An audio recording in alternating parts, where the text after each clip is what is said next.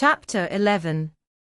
A new chapter in a novel is something like a new scene in a play, and when I draw up the curtain this time. Reader, you must fancy you see a room in the George Inn at Millcote, with such large figured papering on the walls as in rooms have.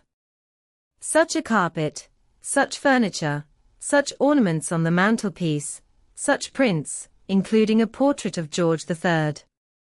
And another of the Prince of Wales, and a representation of the death of Wolfe. All this is visible to you by the light of an oil lamp hanging from the ceiling, and by that of an excellent fire, near which I sit in my cloak and bonnet.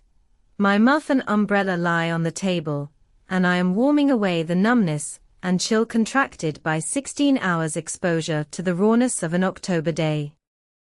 I left Lowton at 4 o'clock a.m., and the Millcote town clock is now just striking 8. Reader, though I look comfortably accommodated, I am not very tranquil in my mind. I thought when the coach stopped here, there would be someone to meet me. I looked anxiously round as I descended the wooden steps, the boots, placed for my convenience, expecting to hear my name pronounced, and to see some description of carriage waiting to convey me to Thornfield. Nothing of the sort was visible, and when I asked a waiter if any one had been to inquire after a Miss Eyre, I was answered in the negative, so I had no resource but to request to be shown into a private room. And here I am waiting, while all sorts of doubts and fears are troubling my thoughts. It is a very strange sensation to inexperienced youth to feel itself quite alone in the world, cut adrift from every connection, uncertain whether the port to which it is bound can be reached, and prevented by many impediments from returning to that it has quitted.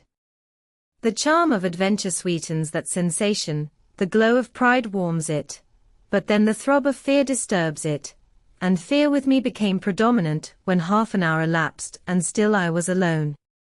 I bethought myself to ring the bell. Is there a place in this neighborhood called Thornfield? I asked of the waiter who answered the summons. Thornfield? I don't know, I'll inquire at the bar. Is your name Eyre, miss? Yes. Person here waiting for you. I jumped up, took my muff and umbrella, and hastened into the inn passage. A man was standing by the open door, and in the lamplit street I dimly saw a one-horse conveyance. This will be your luggage, I suppose, said the man rather abruptly when he saw me, pointing to my trunk in the passage. Yes. He hoisted it onto the vehicle, which was a sort of car, and then I got in. Before he shut me up, I asked him how far it was to Thornfield. A matter of 6 miles. How long shall we be before we get there? Happen an hour and a half. He fastened the car door, climbed to his own seat outside, and we set off. Our progress was leisurely, and gave me ample time to reflect. I was content to be at length so near the end of my journey. And as I leaned back in the comfortable though not elegant conveyance, I meditated much at my ease. I suppose, thought I, judging from the plainness of the servant and carriage, Mrs. Fairfax is not a very dashing person. So much the better. I never lived amongst fine people, but once, and I was very miserable with them. I wonder if she lives alone except this little girl. If so, and if she is in any degree amiable, I shall surely be able to get on with her. I will do my best. It is a pity that doing one's best does not always answer. At Lowood, indeed, I took that resolution, kept it, and succeeded in pleasing, but with Mrs. Reed, I remember my best was always spurned with scorn. I pray God Mrs. Fairfax may not turn out a second Mrs. Reed, but if she does, I am not bound to stay with her. Let the worst come to the worst, I can advertise again. How far are we on our road now, I wonder? I let down the window and looked out. Millcote was behind us, judging by the number of its lights. It seemed a place of considerable magnitude, much larger than Low Tun. We were now, as far as I could see, on a sort of common, but there were houses scattered all over the district. I felt we were in a different region to Lowood, more populous, less picturesque, more stirring, less romantic. The roads were heavy, the night misty. My conductor let his horse walk all the way, and the hour and a half extended, I verily believe, to 2 hours. At last he turned in his seat and said, "You're noan so far fro Thornfield now." Again I looked out. We were passing a church. I saw its low broad tower against the sky, and its bell was tolling a quarter. I saw a narrow galaxy of lights too, on a hillside, marking a village or hamlet. About 10 minutes after, the driver got down and opened a pair of gates. We passed through, and they clashed to behind us. We now slowly ascended a drive, and came upon the long front of a house. Candlelight gleamed from one curtained bow window, all the rest were dark. The car stopped at the front door. It was opened by a maidservant. I alighted and went in. "Will you walk this way?" said the girl, and I followed her across a square hall with high doors all round. She ushered me into a room, whose double illumination of fire and candle at first dazzled me, contrasting as it did with the darkness to which my eyes had been for 2 hours inured, when I could see. However, a cozy and agreeable picture presented itself to my view. A snug small room, a round table by a cheerful fire, an armchair high-backed and old-fashioned, wherein sat the neatest imaginable little elderly lady, in widow's cap, black silk gown, and snowy muslin apron, exactly like what I had fancied Mrs. Fairfax, only less stately and milder looking. She was occupied in knitting. A large cat sat demurely at her feet. Nothing, in short, was wanting to complete the beau ideal of domestic comfort. A more reassuring introduction for a new governess could scarcely be conceived. There was no grandeur to overwhelm, no stateliness to embarrass, and then, as I entered, the old lady got up and promptly and kindly came forward to meet me. "How do you do, my dear? I am afraid you have had a tedious ride. John drives so slowly, you must be cold. Come to the fire." "Mrs. Fairfax, I suppose?" said I. "Yes, you are right. Do sit down." She conducted me to her own chair, and then began to remove my shawl and untie my bonnet strings. I begged she would not give herself so much trouble. "Oh, it is no trouble. I dare say your own hands are almost numbed with cold. Leah, make a little hot negus and cut a sandwich or two. Here are the keys of the storeroom." And she produced from her pocket a most housewifely bunch of keys, and delivered them to the servant. "Now, then, draw nearer to the fire," she continued. "You've brought your luggage with you, haven't you, my dear?" "Yes, I'll see it carried into your room," she said, and bustled out. She treats me like a visitor, thought I. I little expected such a reception. I anticipated only coldness and stiffness. This is not like what I have heard of the treatment of governesses, but I must not exult too soon. She returned, with her own hands cleared her knitting apparatus and a book or two from the table, to make room for the tray which Leah now brought, and then herself handed me the refreshments. I felt rather confused at being the object of more attention than I had ever before received, and that too shown by my employer and superior, but as she did not herself seem to consider she was doing anything out of her place, I thought it better to take her civilities quietly. "Shall I have the pleasure of seeing Miss Fairfax tonight?" I asked, when I had partaken of what she offered me. "What did you say, my dear?" "I am a little deaf," returned the good lady, approaching her ear to my mouth. I repeated the question more distinctly. "Miss Fairfax?" "Oh, you mean Miss Varens." "Varens is the name of your future pupil." "Indeed. Then she is not your daughter?" "No, I have no family." I should have followed up my first inquiry by asking in what way Miss Varens was connected with her. But I recollected it was not polite to ask too many questions. Besides, I was sure to hear in time. "I am so glad," she continued, as she sat down opposite to me, and took the cat on her knee. "I am so glad you are come. It will be quite pleasant living here now with a companion." To be sure it is pleasant at any time, for Thornfield is a fine old hall, rather neglected of late years perhaps. But still it is a respectable place, yet you know in winter-time one feels dreary quite alone in the best quarters.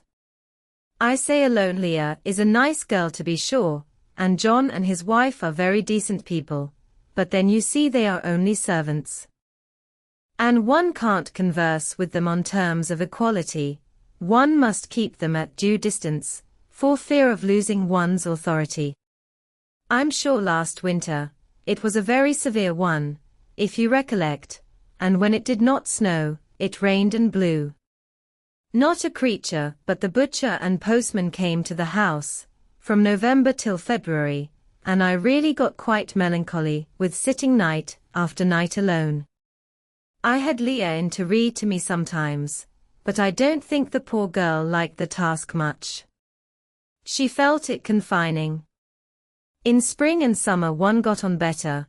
Sunshine and long days make such a difference, and then, just at the commencement of this autumn, little Adela Varens came and her nurse. A child makes a house alive all at once, and now you are here I shall be quite gay.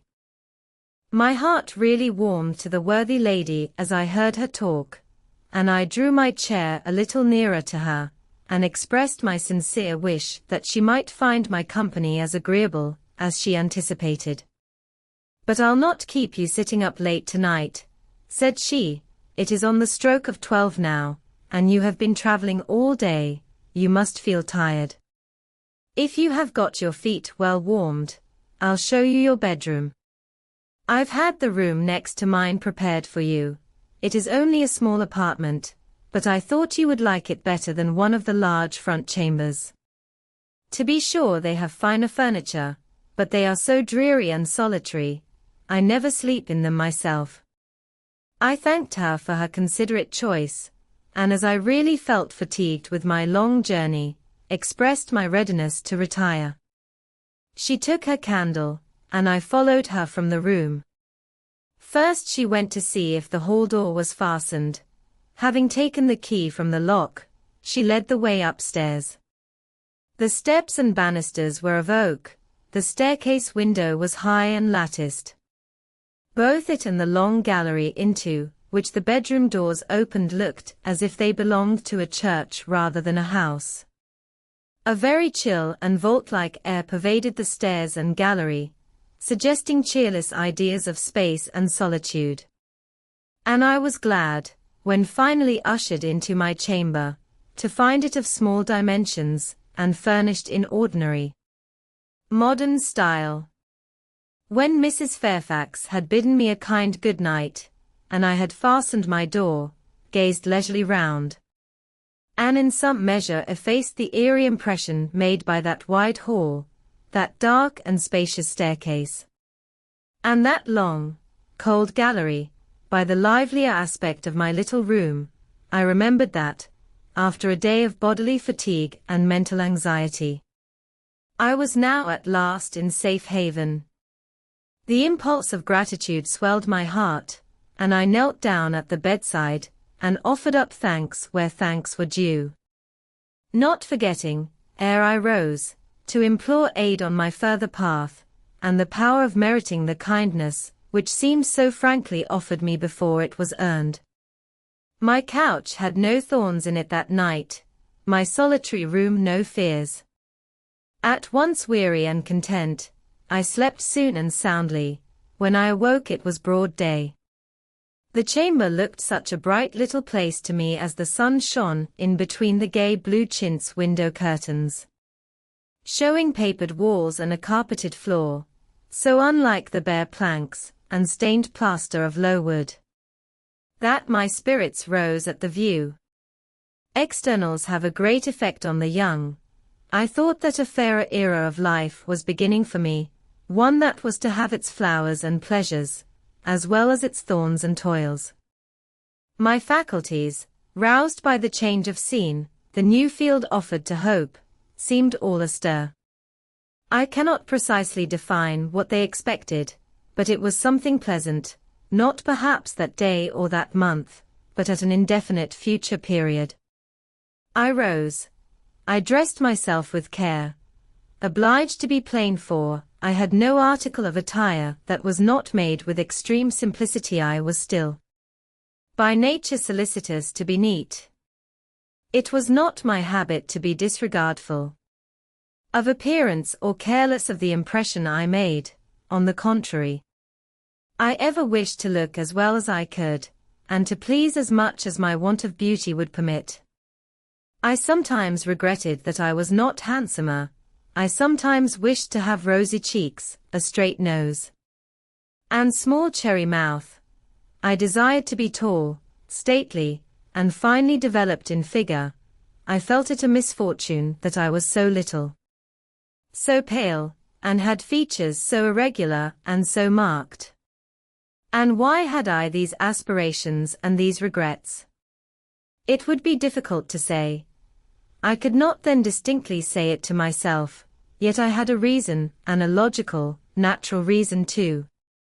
However, when I had brushed my hair very smooth, and put on my black frock which, Quaker-like as it was, at least had the merit of fitting to a nicety, and adjusted my clean white tucker, I thought I should do respectably enough to appear before Mrs.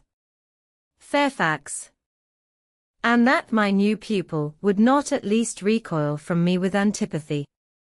Having opened my chamber window, and seen that I left all things straight and neat on the toilet table, I ventured forth. Traversing the long and matted gallery, I descended the slippery steps of oak, then I gained the hall. I halted there a minute.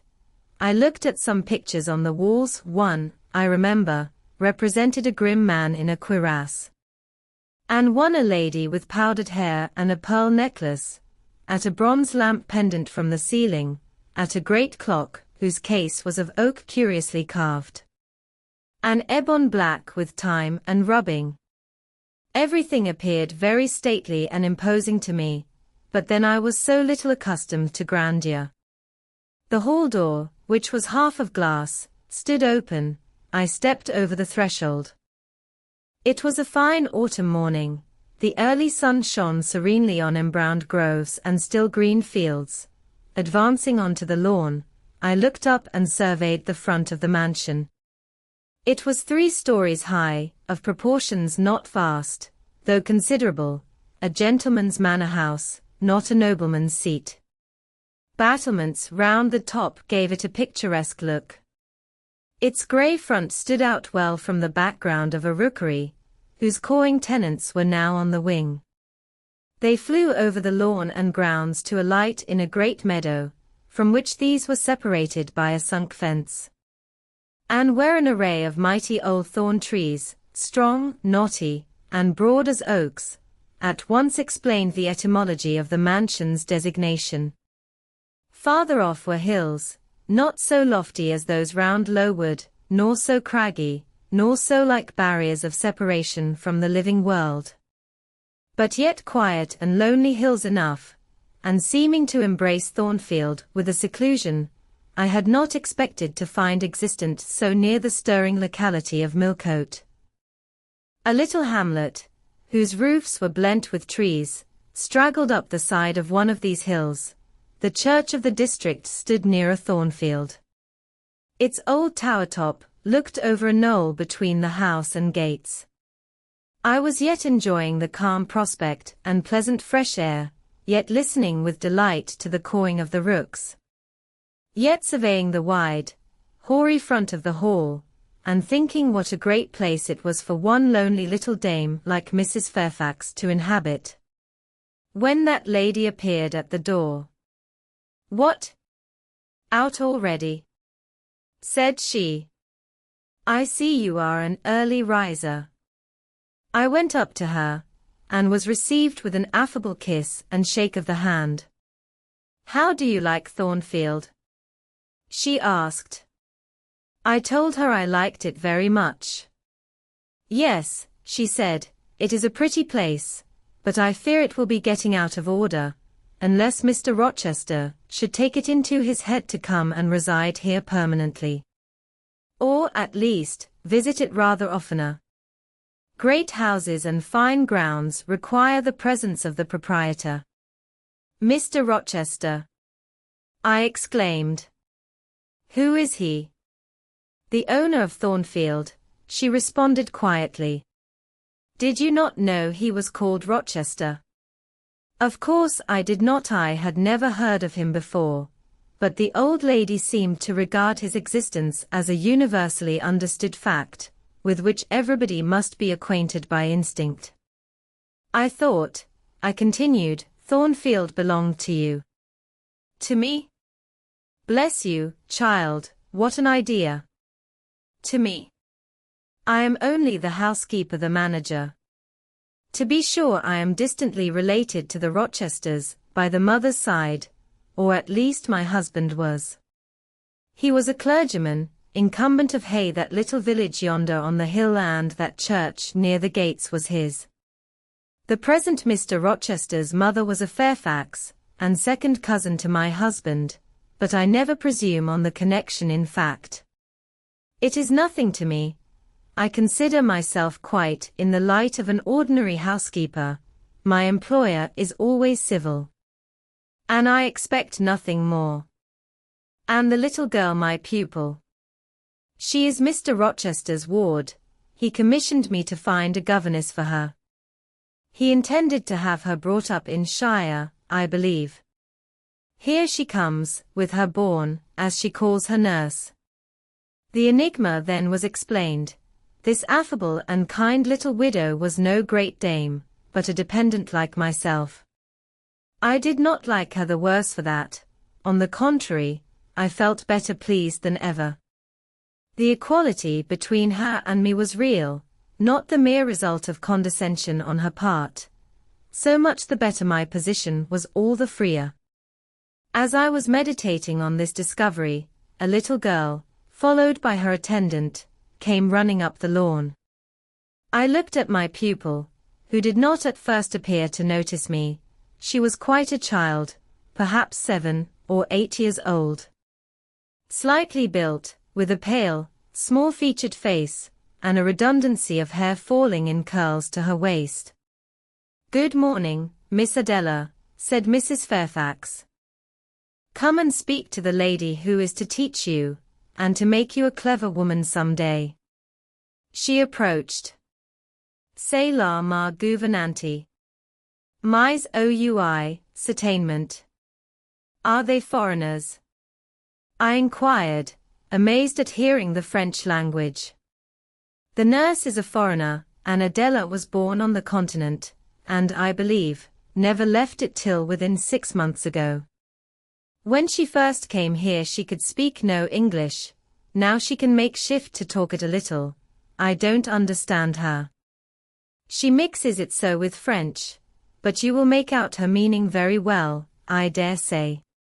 Fortunately, I had the advantage of being taught French by a French lady, and as I had always made a point of conversing with Madame Pirot as often as I could, and had besides, during the last 7 years, learnt a portion of French by heart, daily applying myself to take pains with my accent, and imitating as closely as possible the pronunciation of my teacher, I had acquired a certain degree of readiness and correctness in the language, and was not likely to be much at a loss with Mademoiselle Adela. She came and shook hands with me when she heard that I was her governess, and as I led her into breakfast, I addressed some phrases to her in her own tongue. She replied briefly at first, but after we were seated at the table, and she had examined me some 10 minutes with her large hazel eyes, she suddenly commenced chattering fluently. "Ah!" cried she, in French, "you speak my language as well as Mr. Rochester does. I can talk to you as I can to him, and so can Sophie. She will be glad. Nobody here understands her. Madame Fairfax is all English. Sophie is my nurse. She came with me over the sea in a great ship, with a chimney that smoked how it did smoke. And I was sick, and so was Sophie, and so was Mr. Rochester." Mr. Rochester lay down on a sofa in a pretty room called the salon, and Sophie and I had little beds in another place. I nearly fell out of mine. It was like a shelf. "And mademoiselle, what is your name?" "Eyre, Jane Eyre." "Eyre. Bah. I cannot say it." Well, our ship stopped in the morning, before it was quite daylight, at a great city, a huge city, with very dark houses and all smoky. Not at all like the pretty clean town I came from, and Mr. Rochester carried me in his arms over a plank to the land. And Sophie came after, and we all got into a coach, which took us to a beautiful large house, larger than this and finer, called an hotel. We stayed there nearly a week. I and Sophie used to walk every day in a great green place full of trees, called the park, and there were many children there besides me, and a pond with beautiful birds in it, that I fed with crumbs. "Can you understand her when she runs on so fast?" asked Mrs. Fairfax. I understood her very well, for I had been accustomed to the fluent tongue of Madame Pirot. "I wish," continued the good lady, "you would ask her a question or two about her parents. I wonder if she remembers them." "Adele," I inquired, "with whom did you live when you were in that pretty clean town you spoke of?" "I lived long ago with Mamma, but she is gone to the Holy Virgin. Mamma used to teach me to dance and sing, and to say verses. A great many gentlemen and ladies came to see Mamma, and I used to dance before them, or to sit on their knees and sing to them. I liked it. Shall I let you hear me sing now?" She had finished her breakfast, so I permitted her to give a specimen of her accomplishments. Descending from her chair, she came and placed herself on my knee, then, folding her little hands demurely before her, shaking back her curls and lifting her eyes to the ceiling, she commenced singing a song from some opera. It was the strain of a forsaken lady, who, after bewailing the perfidy of her lover, calls pride to her aid, desires her attendant to deck her in her brightest jewels and richest robes, and resolves to meet the false one that night at a ball, and prove to him, by the gaiety of her demeanor, how little his desertion has affected her. The subject seemed strangely chosen for an infant singer, but I suppose the point of the exhibition lay in hearing the notes of love and jealousy warbled with the lisp of childhood. And in very bad taste that point was, at least I thought so. Adele sang the canzonet tunefully enough, and with the naivete of her age. This achieved, she jumped from my knee and said, "Now, mademoiselle, I will repeat you some poetry." Assuming an attitude, she began, La Ligue des Rats, Fable de La Fontaine. She then declaimed the little piece with an attention to punctuation and emphasis, a flexibility of voice and an appropriateness of gesture, very unusual indeed at her age, and which proved she had been carefully trained. "Was it your mamma who taught you that piece?" I asked. "Yes, and she just used to say it in this way, Tu avais vous donc Louis dit un de ces rats, parlez." She made me lift my hand so to remind me to raise my voice at the question. Now shall I dance for you? No, that will do. But after your mamma went to the Holy Virgin, as you say, with whom did you live then? With Madame Frederick and her husband. She took care of me, but she is nothing related to me. I think she is poor, for she had not so fine a house as mamma. I was not long there.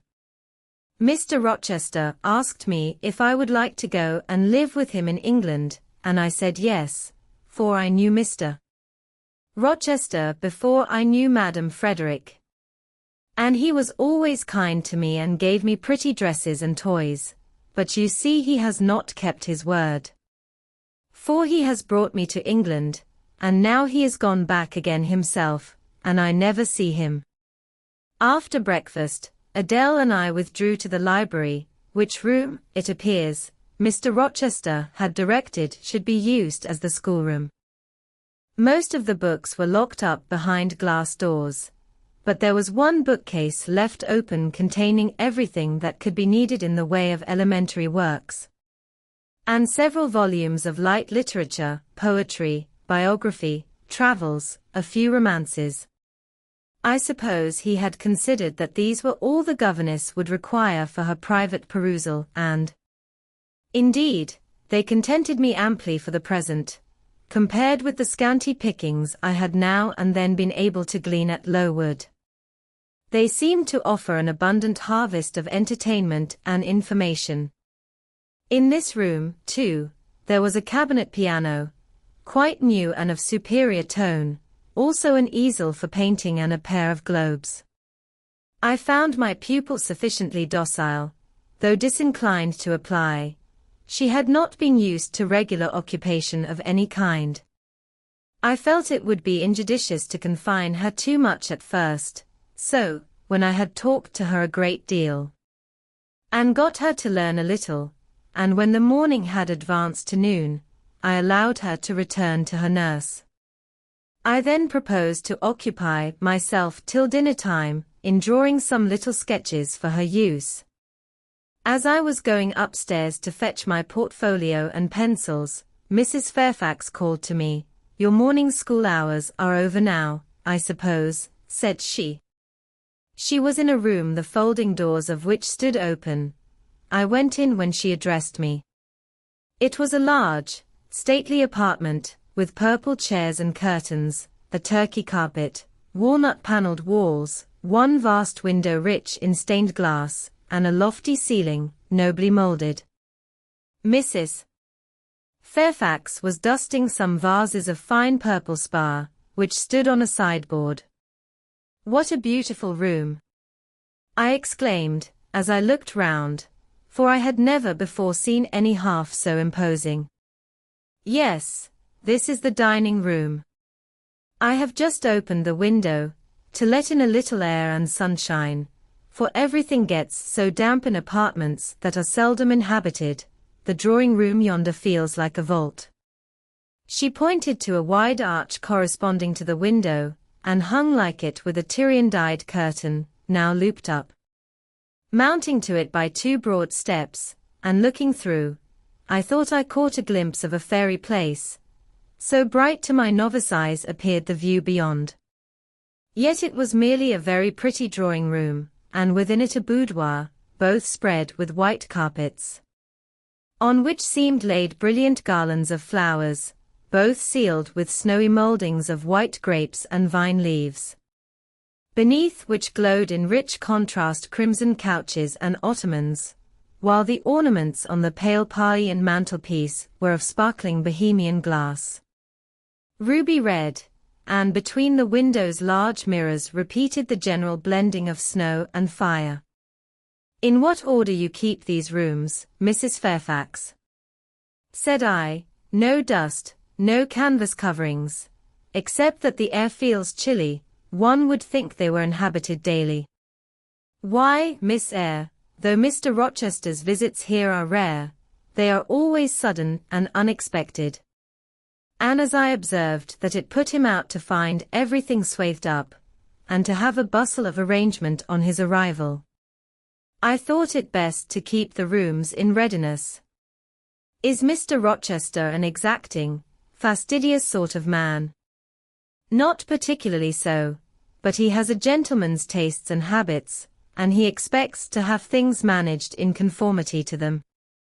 Do you like him? Is he generally liked? Oh, yes, the family have always been respected here. Almost all the land in this neighborhood, as far as you can see, has belonged to the Rochesters time out of mind. Well, but, leaving his land out of the question, do you like him? Is he liked for himself? I have no cause to do otherwise than like him, and I believe he is considered a just and liberal landlord by his tenants, but he has never lived much amongst them. But has he no peculiarities? What, in short, is his character? Oh. His character is unimpeachable, I suppose. He is rather peculiar, perhaps. He has traveled a great deal, and seen a great deal of the world, I should think. I dare say he is clever, but I never had much conversation with him. In what way is he peculiar? I don't know. It is not easy to describe nothing striking, but you feel it when he speaks to you. You cannot be always sure whether he is in jest or earnest.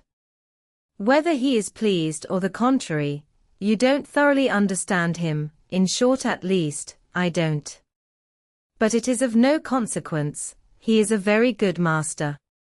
This was all the account I got from Mrs. Fairfax of her employer and mine.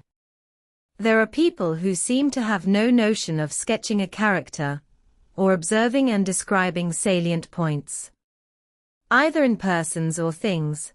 The good lady evidently belonged to this class. My queries puzzled, but did not draw her out. Mr. Rochester was Mr. Rochester in her eyes, a gentleman, a landed proprietor, nothing more.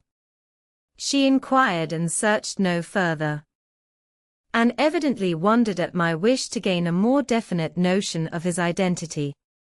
When we left the dining room, she proposed to show me over the rest of the house, and I followed her upstairs and downstairs, admiring as I went, for all was well arranged and handsome. The large front chambers I thought especially grand, and some of the third-story rooms, though dark and low, were interesting from their air of antiquity. The furniture once appropriated to the lower apartments had from time to time been removed here, as fashions changed, and the imperfect light entering by their narrow casement showed bedsteads of 100 years old, chests in oak or walnut, looking, with their strange carvings of palm branches and cherubs' heads, like types of the Hebrew Ark. Rows of venerable chairs, high-backed and narrow, stools still more antiquated, on whose cushioned tops were yet apparent traces of half-effaced embroideries, wrought by fingers that for 2 generations had been coffin dust. All these relics gave to the third story of Thornfield Hall the aspect of a home of the past, a shrine of memory. I liked the hush, the gloom, the quaintness of these retreats in the day, but I by no means coveted a night's repose on one of those wide and heavy beds. Shut in, some of them, with doors of oak, shaded, others, with wrought old English hangings crusted with thick work, portraying effigies of strange flowers, and stranger birds, and strangest human beings, all which would have looked strange, indeed, by the pallid gleam of moonlight. Do the servants sleep in these rooms? I asked. No, they occupy a range of smaller apartments to the back. No one ever sleeps here. One would almost say that, if there were a ghost at Thornfield Hall, this would be its haunt. So I think, you have no ghost, then? None that I ever heard of, returned Mrs. Fairfax, smiling. Nor any traditions of one? No legends or ghost stories? I believe not. And yet it is said the Rochesters have been rather a violent than a quiet race in their time, perhaps, though, that is the reason they rest tranquilly in their graves now. Yes, after life's fitful fever they sleep well, I muttered. Where are you going now, Mrs. Fairfax? For she was moving away. On to the Leads. Will you come and see the view from thence? I followed still, up a very narrow staircase to the attics, and thence by a ladder, and through a trapdoor to the roof of the hall. I was now on a level with the crow colony, and could see into their nests.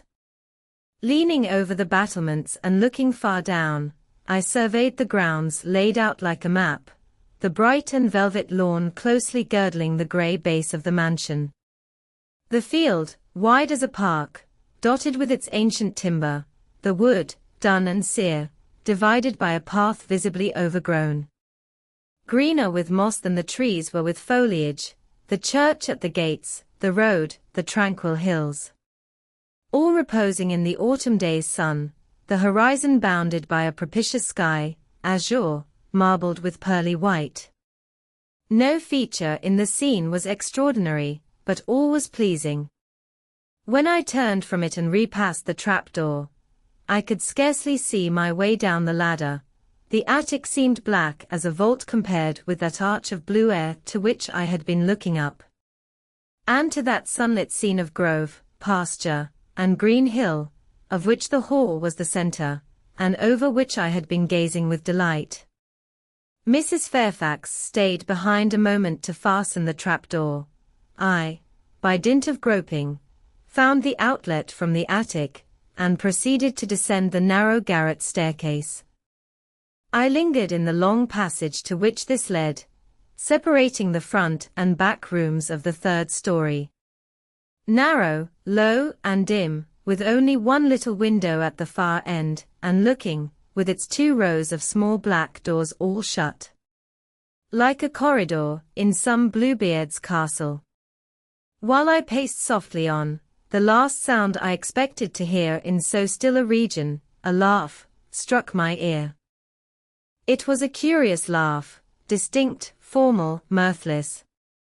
I stopped, the sound ceased, only for an instant, it began again, louder, for at first, though distinct, it was very low. It passed off in a clamorous peal that seemed to wake an echo in every lonely chamber, though it originated but in one, and I could have pointed out the door whence the accents issued. Mrs. Fairfax, I called out, for I now heard her descending the great stairs. Did you hear that loud laugh? Who is it? Some of the servants, very likely, she answered, perhaps Grace Poole. Did you hear it? I again inquired. Yes, plainly. I often hear her. She sews in one of these rooms. Sometimes Leah is with her. They are frequently noisy together. The laugh was repeated in its low, syllabic tone, and terminated in an odd murmur. Grace? Exclaimed Mrs. Fairfax. I really did not expect any Grace to answer, for the laugh was as tragic, as preternatural a laugh as any I ever heard. But that it was high noon, and that no circumstance of ghostliness accompanied the curious cachinnation. But that neither scene nor season favoured fear. I should have been superstitiously afraid. However, the event showed me I was a fool for entertaining a sense even of surprise. The door nearest me opened, and a servant came out, a woman of between 30 and 40, a set, square-made figure. Red-haired, and with a hard, plain face, any apparition less romantic or less ghostly could scarcely be conceived. Too much noise, Grace, said Mrs. Fairfax. Remember directions. Grace curtsied silently and went in. She is a person we have to sew and assist Leah in her housemaid's work, continued the widow, not altogether unobjectionable in some points, but she does well enough. By the by, how have you got on with your new pupil this morning? The conversation, thus turned on Adele, continued till we reached the light and cheerful region below. Mesdames, Vous et servez. Adding, JBN fame, moi. We found dinner ready, and waiting for us in Mrs. Fairfax's room. Chapter 12. The promise of a smooth career, which my first calm introduction to Thornfield Hall seemed to pledge, was not belied on a longer acquaintance with the place and its inmates. Mrs. Fairfax turned out to be what she appeared, a placid-tempered, kind-natured woman, of competent education and average intelligence. My pupil was a lively child, who had been spoilt and indulged, and therefore was sometimes wayward, but as she was committed entirely to my care, and no injudicious interference from any quarter ever thwarted my plans for her improvement, she soon forgot her little freaks, and became obedient and teachable. She had no great talents, no marked traits of character, no peculiar development of feeling or taste which raised her 1 inch above the ordinary level of childhood. But neither had she any deficiency or vice which sunk her below it. She made reasonable progress, entertained for me a vivacious, though perhaps not very profound, affection, and by her simplicity, gay prattle, and efforts to please, inspired me, in return, with a degree of attachment sufficient to make us both content in each other's society. This, par parentheses, will be thought cool language by persons who entertain solemn doctrines about the angelic nature of children, and the duty of those charged with their education to conceive for them an idolatrous devotion, but I am not writing to flatter parental egotism, to echo cant, or prop up humbug. I am merely telling the truth. I felt a conscientious solicitude for Adele's welfare and progress, and a quiet liking for her little self, just as I cherished towards Mrs. Fairfax a thankfulness for her kindness, and a pleasure in her society proportionate to the tranquil regard she had for me, and the moderation of her mind and character.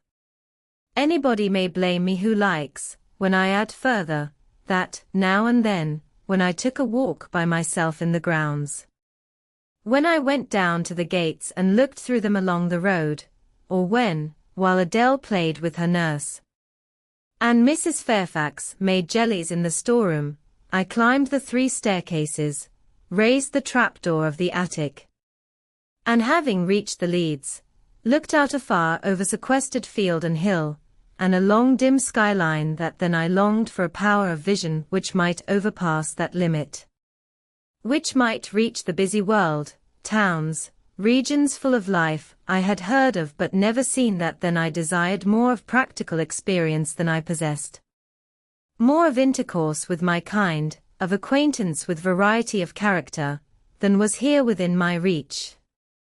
I valued what was good in Mrs. Fairfax, and what was good in Adele, but I believed in the existence of other and more vivid kinds of goodness, and what I believed in I wished to behold. Who blames me? Many, no doubt, and I shall be called discontented. I could not help it. The restlessness was in my nature, it agitated me to pain sometimes.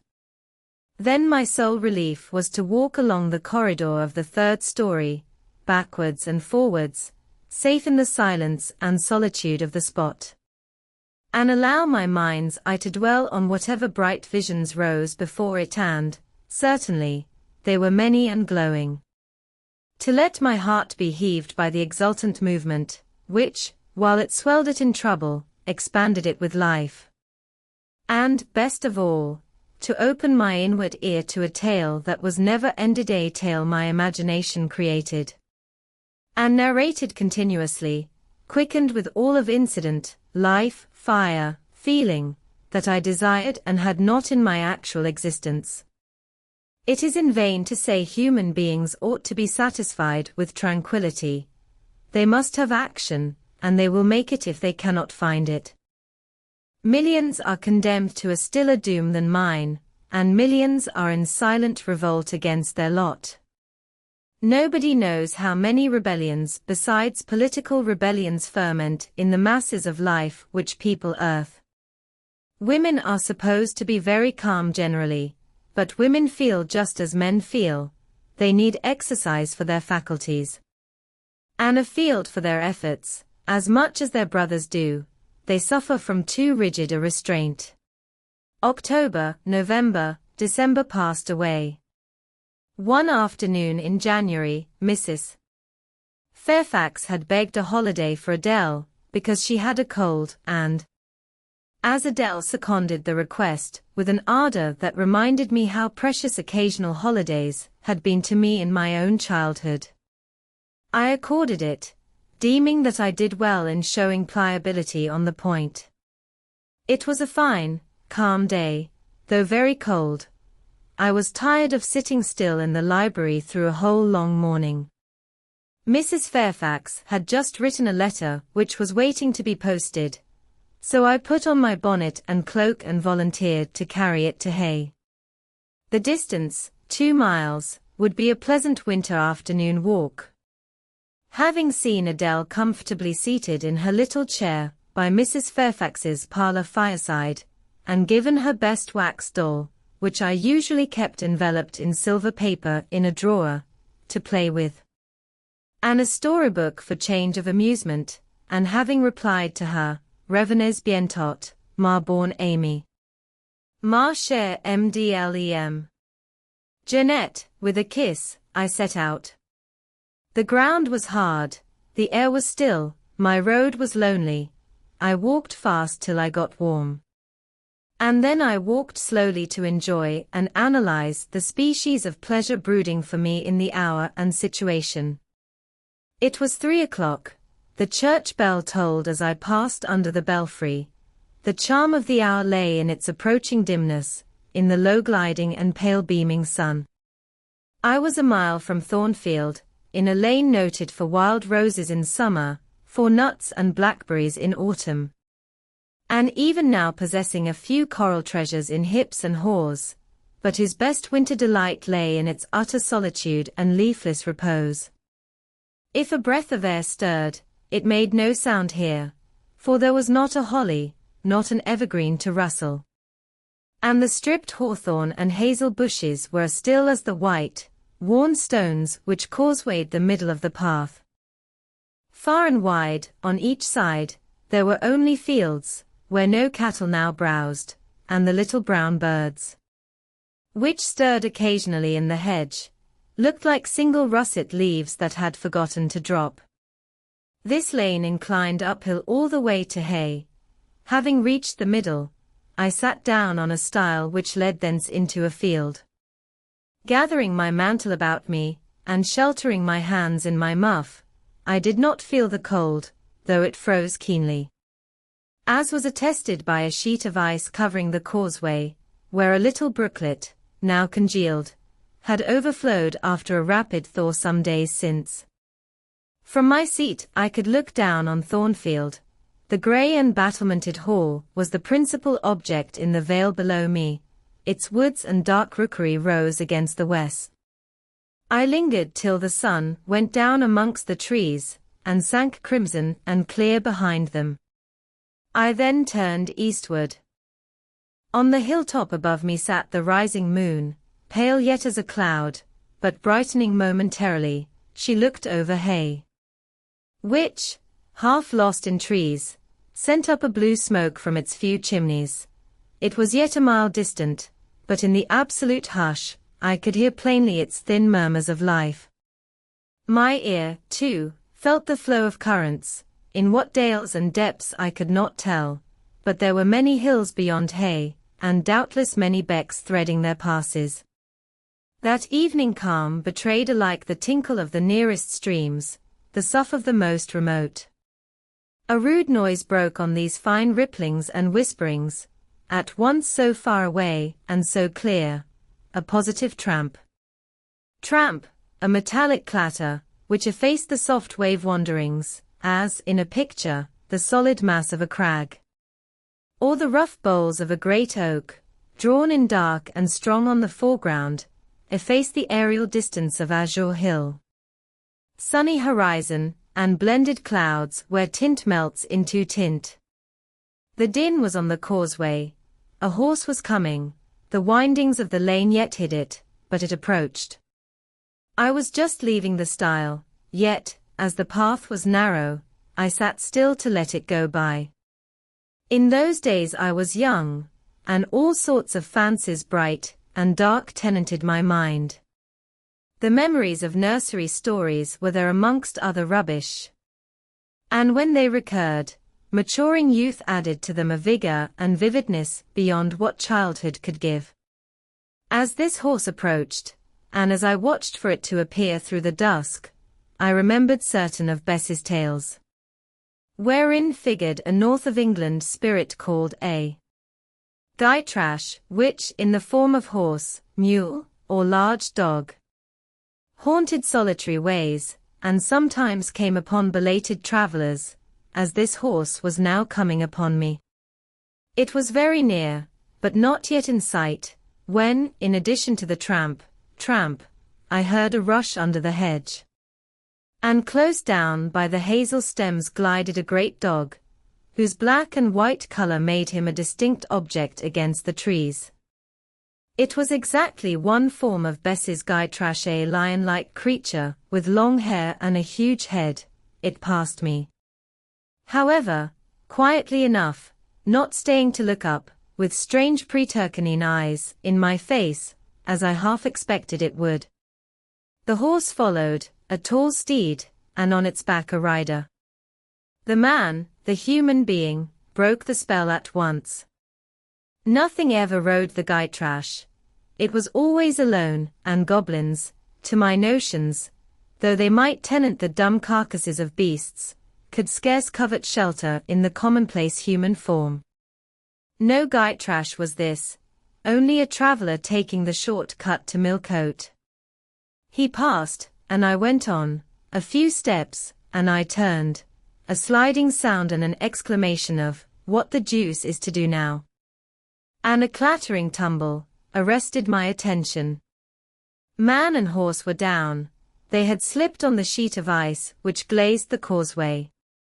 The dog came bounding back, and seeing his master in a predicament, and hearing the horse groan, barked till the evening hills echoed the sound, which was deep in proportion to his magnitude.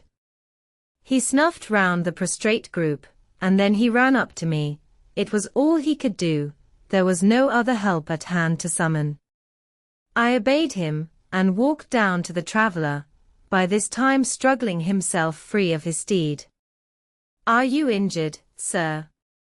I think he was swearing, but am not certain. However, he was pronouncing some formula which prevented him from replying to me directly.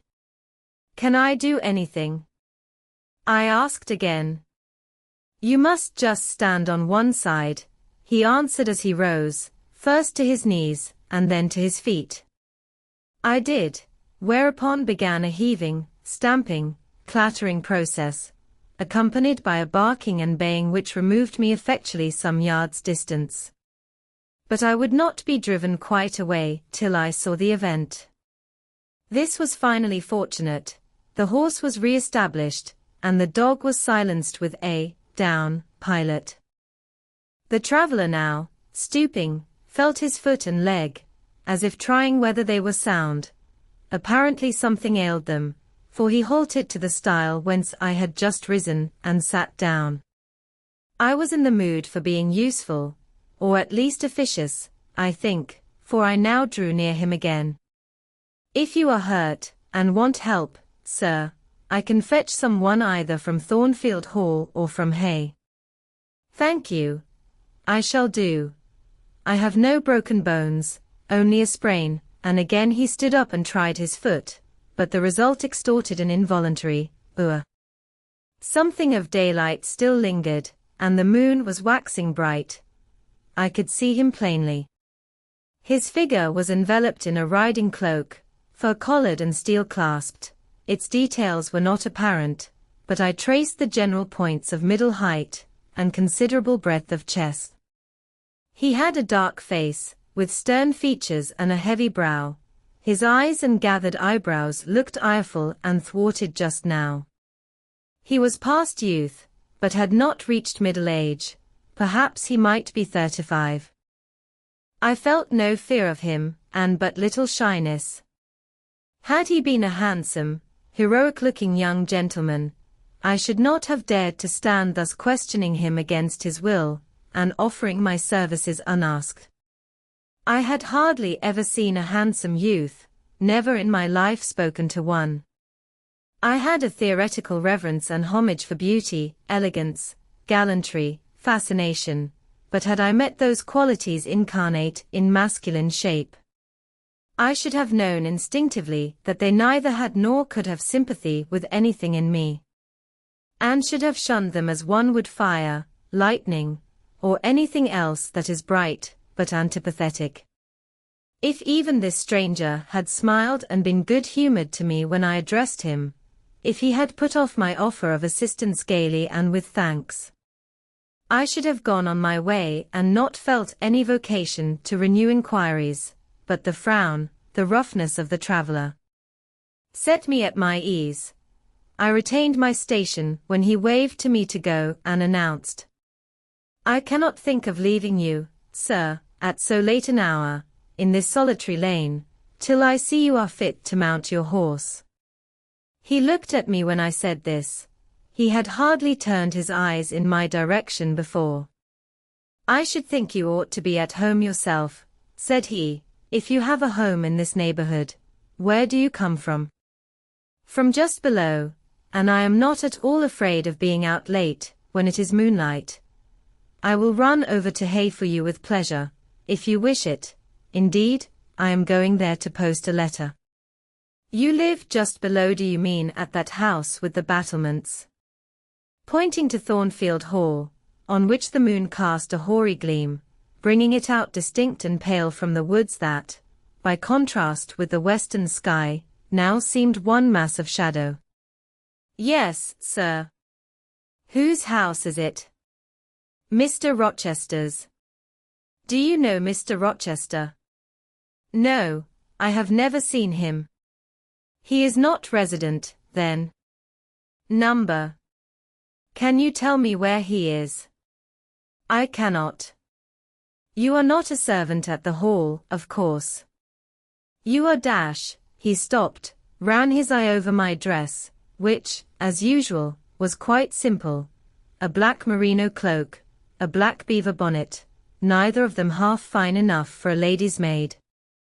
He seemed puzzled to decide what I was. I helped him. "I am the governess." "Ah, the governess," he repeated, "deuce take me, if I had not forgotten. The governess." And again my raiment underwent scrutiny. In 2 minutes he rose from the stile. His face expressed pain when he tried to move. "I cannot commission you to fetch help," he said, "but you may help me a little yourself, if you will be so kind." "Yes, sir." "You have not an umbrella that I can use as a stick?" "Number." "Try to get hold of my horse's bridle and lead him to me. You are not afraid?" I should have been afraid to touch a horse when alone, but when told to do it, I was disposed to obey. I put down my muff on the stile, and went up to the tall steed. I endeavored to catch the bridle, but it was a spirited thing, and would not let me come near its head. I made effort on effort, though in vain. Meantime, I was mortally afraid of its trampling forefeet. The traveler waited and watched for some time, and at last he laughed. I was mortally afraid of its trampling forefeet. "I see," he said, "the mountain will never be brought to Mahomet. So all you can do is to aid Mahomet to go to the mountain. I must beg of you to come here." I came. "Excuse me," he continued, "necessity compels me to make you useful." He laid a heavy hand on my shoulder, and leaning on me with some stress, limped to his horse. Having once caught the bridle, he mastered it directly and sprang to his saddle, grimacing grimly as he made the effort, for it wrenched his sprain. "Now," said he, releasing his under lip from a hard bite, "just hand me my whip, it lies there under the hedge." I sought it and found it. Thank you, now make haste with the letter to Hay, and return as fast as you can. A touch of a spurred heel made his horse first start and rear, and then bound away. The dog rushed in his traces, all three vanished. Like heath that, in the wilderness, the wild wind whirls away. I took up my muff and walked on. The incident had occurred and was gone for me. It was an incident of no moment, no romance, no interest in a sense, yet it marked with change one single hour of a monotonous life. My help had been needed and claimed. I had given it. I was pleased to have done something, trivial, transitory though the deed was. It was yet an active thing, and I was weary of an existence all passive. The new face, too, was like a new picture introduced to the gallery of memory, and it was dissimilar to all the others hanging there. Firstly, because it was masculine, and secondly, because it was dark, strong, and stern.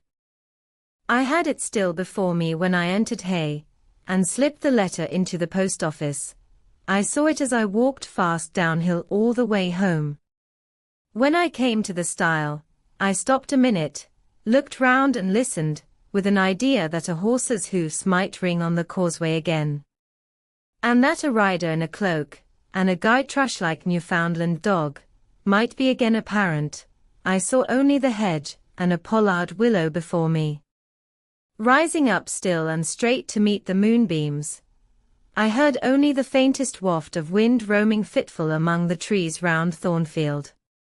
A mile distant, and when I glanced down in the direction of the murmur, my eye, traversing the hall front, caught a light kindling in a window. It reminded me that I was late, and I hurried on. I did not like re-entering Thornfield. To pass its threshold was to return to stagnation, to cross the silent hall, to ascend the darksome staircase, to seek my own lonely little room, and then to meet tranquil Mrs. Fairfax, and spend the long winter evening with her. And her only, was to quell wholly the faint excitement wakened by my walk, to slip again over my faculties the viewless fetters of an uniform and too still existence. Of an existence whose very privileges of security and ease I was becoming incapable of appreciating. What good it would have done me at that time to have been tossed in the storms of an uncertain struggling life, and to have been taught by rough and bitter experience to long for the calm amidst which I now repined. Yes, just as much good as it would do a man tired of sitting still in a too easy chair, to take a long walk. And just as natural was the wish to stir, under my circumstances, as it would be under his. I lingered at the gates, I lingered on the lawn, I paced backwards and forwards on the pavement. The shutters of the glass door were closed. I could not see into the interior, and both my eyes and spirit seemed drawn from the gloomy house, from the grey hollow filled with rayless cells. As it appeared to Mitter, that sky expanded before me, a blue sea absolved from taint of cloud, the moon ascending it in solemn march. Her orb seeming to look up as she left the hilltops, from behind which she had come, far and farther below her, and aspired to the zenith, midnight dark in its fathomless depth and measureless distance, and for those trembling stars that followed her course. They made my heart tremble, my veins glow when I viewed them. Little things recall us to earth. The clock struck in the hall. That sufficed. I turned from moon and stars, opened a side door and went in. The hall was not dark, nor yet was it lit, only by the high-hung bronze lamp. A warm glow suffused both it and the lower steps of the oak staircase. This ruddy shine issued from the great dining room, whose two-leaved door stood open, and showed a genial fire in the grate, glancing on marble hearth and brass fire irons, and revealing purple draperies and polished furniture in the most pleasant radiance. It revealed, too, a group near the mantelpiece. I had scarcely caught it, and scarcely become aware of a cheerful mingling of voices, amongst which I seemed to distinguish the tones of Adele, when the door closed. I hastened to Mrs. Fairfax's room. There was a fire there too, but no candle, and no Mrs. Fairfax. Instead, all alone, sitting upright on the rug, and gazing with gravity at the blaze, I beheld a great black and white long-haired dog, just like the Gytrash of the lane. It was so like it that I went forward and said, "Dash, Pilot," and the thing got up and came to me and snuffed me. I caressed him, and he wagged his great tail, but he looked an eerie creature to be alone with, and I could not tell whence he had come. I rang the bell, for I wanted a candle, and I wanted, too, to get an account of this visitant. Leah entered. "What dog is this?" "He came with master." "With whom?" "With master Mr. Rochester. He is just arrived." "Indeed. And is Mrs. Fairfax with him?" "Yes, and Miss Adele. They are in the dining room, and John is gone for a surgeon, for master has had an accident. His horse fell and his ankle is sprained." "Did the horse fall in Hay Lane?" "Yes, coming downhill, it slipped on some ice." "Ah? Bring me a candle, will you, Leah?" Leah brought it. She entered, followed by Mrs. Fairfax, who repeated the news, adding that Mr. Carter the surgeon was come, and was now with Mr. Rochester. Then she hurried out to give orders about tea, and I went upstairs to take off my things. Chapter 13. Mr. Rochester, it seems, by the surgeon's orders, went to bed early that night, nor did he rise soon next morning. When he did come down, it was to attend to business. His agent and some of his tenants were arrived, and waiting to speak with him. Adele and I had now to vacate the library. It would be in daily requisition, as a reception room for callers. A fire was lit in an apartment upstairs, and there I carried our books, and arranged it for the future schoolroom. I discerned in the course of the morning that Thornfield Hall was a changed place, no longer silent as a church. It echoed every hour or two to a knock at the door, or a clang of the bell. Steps, too, often traversed the hall, and new voices spoke in different keys below. A rill from the outer world was flowing through it. It had a master. For my part, I liked it better. Adele was not easy to teach that day. She could not apply. She kept running to the door and looking over the banisters to see if she could get a glimpse of Mr. Rochester. Then she coined pretexts to go downstairs in order, as I shrewdly suspected, to visit the library, where I knew she was not wanted. Then, when I got a little angry, and made her sit still, she continued to talk incessantly of her, Amy. Monsieur Edouard Fairfax de Rochester, as she dubbed him. I had not before heard his prenomens, and to conjecture what presents he had brought her. For it appears he had intimated the night before, that when his luggage came from Millcote, there would be found amongst it a little box in whose contents she had an interest. Et cela doit signifier, said she, tu Illinois y aura la de dar un cadeau pour moi, et peut-être pour vous aussi, mademoiselle. Monsieur parle de vous. Illinois me demande le nom de ma gouvernante, et s'il n'était pas one petite personne, a ses mincet un peu pale. J'ai dit tu oi. Car c'est vrai, n'est-ce pas, mademoiselle? I and my pupil dined as usual in Mrs. Fairfax's parlour. The afternoon was wild and snowy, and we passed it in the schoolroom. At dark I allowed Adele to put away books and work, and to run downstairs, for, from the comparative silence below, and from the cessation of appeals to the doorbell, I conjectured that Mr. Rochester was now at liberty.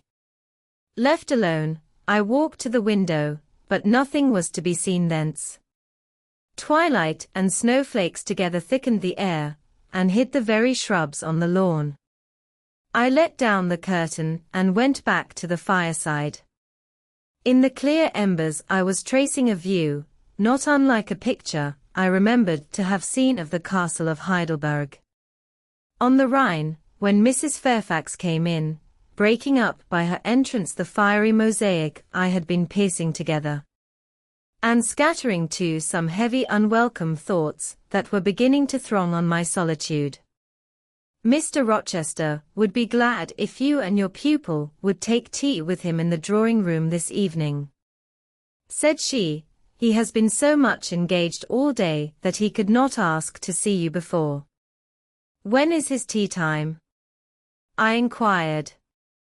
"Oh, at 6 o'clock. He keeps early hours in the country." "You had better change your frock now. I will go with you and fasten it. Here is a candle." "Is it necessary to change my frock?" "Yes, you had better. I always dress for the evening when Mr. Rochester is here." This additional ceremony seemed somewhat stately. However, I repaired to my room, and, with Mrs. Fairfax's aid, replaced my black stuff dress by one of black silk, the best and the only additional one I had, except one of light grey, which, in my lowered notions of the toilette, I thought too fine to be worn, except on first-rate occasions. "You want a brooch," said Mrs. Fairfax. I had a single little pearl ornament, which Miss Temple gave me as a parting keepsake. I put it on, and then we went downstairs. Unused as I was to strangers, it was rather a trial to appear thus formally summoned in Mr. Rochester's presence. I let Mrs. Fairfax precede me into the dining-room, and kept in her shade as we crossed that apartment, and passing the arch, whose curtain was now dropped, entered the elegant recess beyond. 2 wax candles stood lighted on the table, and 2 on the mantelpiece. Basking in the light and heat of a superb fire, lay Pilot Adele knelt near him. Half reclined on a couch appeared Mr. Rochester, his foot supported by the cushion. He was looking at Adele and the dog. The fire shone full on his face. I knew my traveller with his broad and jetty eyebrows, his square forehead, made squarer by the horizontal sweep of his black hair. I recognized his decisive nose, more remarkable for character than beauty, his full nostrils, denoting, I thought, choler, his grim mouth, chin, and jaw. Yes, all 3 were very grim, and no mistake. His shape, now divested of cloak, I perceived harmonized in squareness with his physiognomy. I suppose it was a good figure in the athletic sense of the term, broad-chested and thin-flanked, though neither tall nor graceful. Mr. Rochester must have been aware of the entrance of Mrs. Fairfax and myself, but it appeared he was not in the mood to notice us, for he never lifted his head as we approached. "Here is Miss Eyre, sir," said Mrs. Fairfax, in her quiet way. He bowed, still not taking his eyes from the group of the dog and child. "Let Miss Eyre be seated," said he, and there was something in the forced stiff bow, in the impatient yet formal tone, which seemed further to express, "What the deuce is it to me whether Miss Eyre be there or not? At this moment I am not disposed to accost her." I sat down quite disembarrassed. A reception of finished politeness would probably have confused me. I could not have returned or repaid it by answering grace and elegance on my part. But harsh caprice laid me under no obligation. On the contrary, a decent quiescence, under the freak of manner, gave me the advantage. Besides, the eccentricity of the proceeding was piquant. I felt interested to see how he would go on. He went on as a statue would, that is, he neither spoke nor moved. Mrs. Fairfax seemed to think it necessary that someone should be amiable, and she began to talk kindly, As usual and, as usual, rather trite, she condoled with him on the pressure of business he had all day. On the annoyance it must have been to him with that painful sprain. Then she commended his patience and perseverance in going through with it. "Madam, I should like some tea," was the sole rejoinder she got. She hastened to ring the bell, and when the tray came, she proceeded to arrange the cups, spoons, with assiduous celerity. I and Adele went to the table, but the master did not leave his couch. "Will you hand Mr. Rochester's cup?" said Mrs. Fairfax to me. "Adele might perhaps spill it." I did as requested. "N'est-ce pas, monsieur? Tu Illinois y cadeau pour mademoiselle Eyre dans votre petit coffre."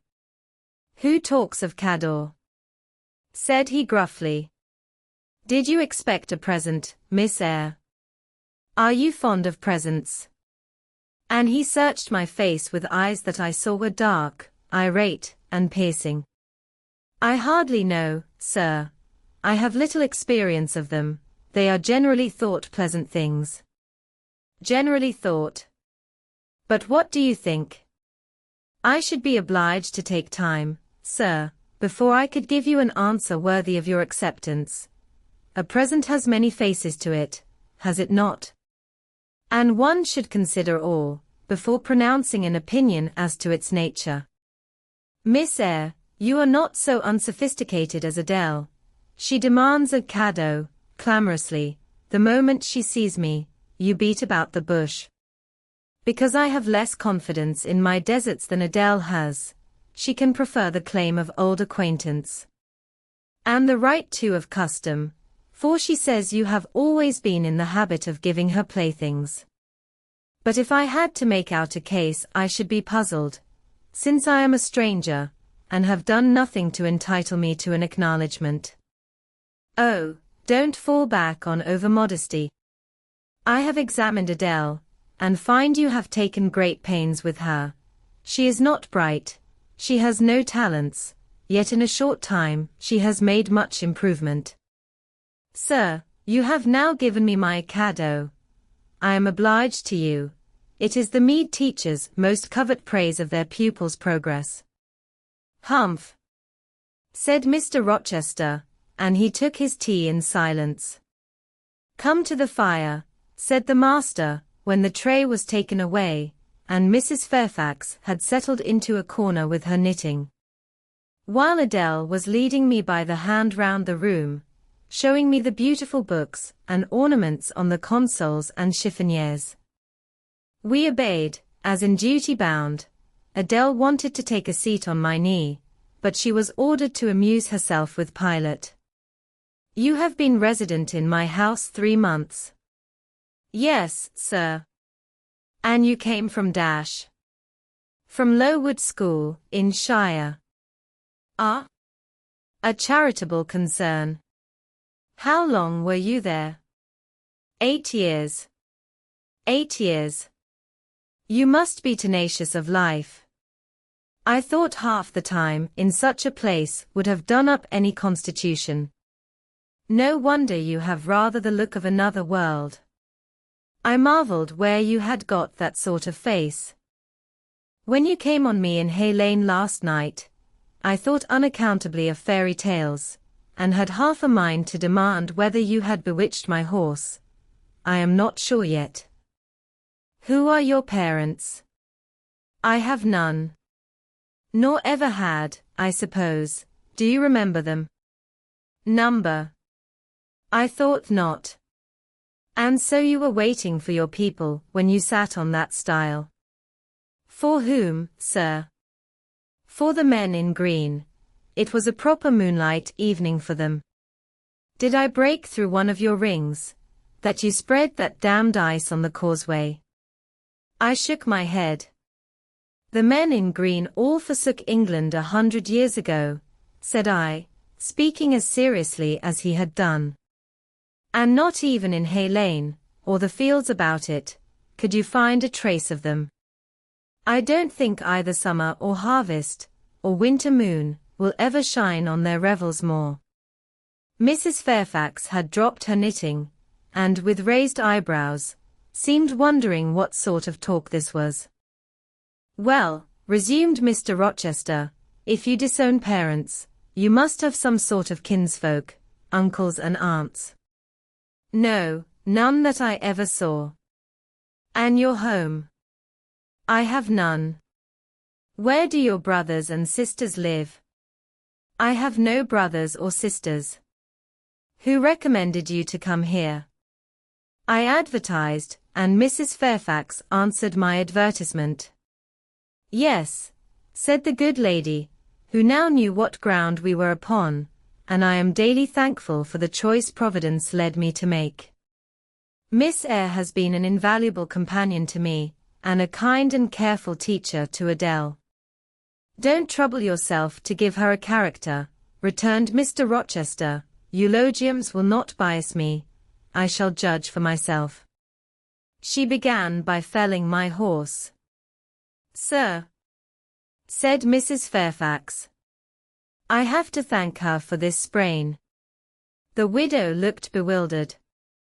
"Miss Eyre, have you ever lived in a town?" "No, sir." "Have you seen much society?" "None but the pupils and teachers of Lowood, and now the inmates of Thornfield." "Have you read much?" "Only such books as came in my way, and they have not been numerous or very learned." "You have lived the life of a nun, no doubt you are well drilled in religious forms. Brocklehurst, who I understand directs Lowood, is a parson, is he not?" "Yes, sir."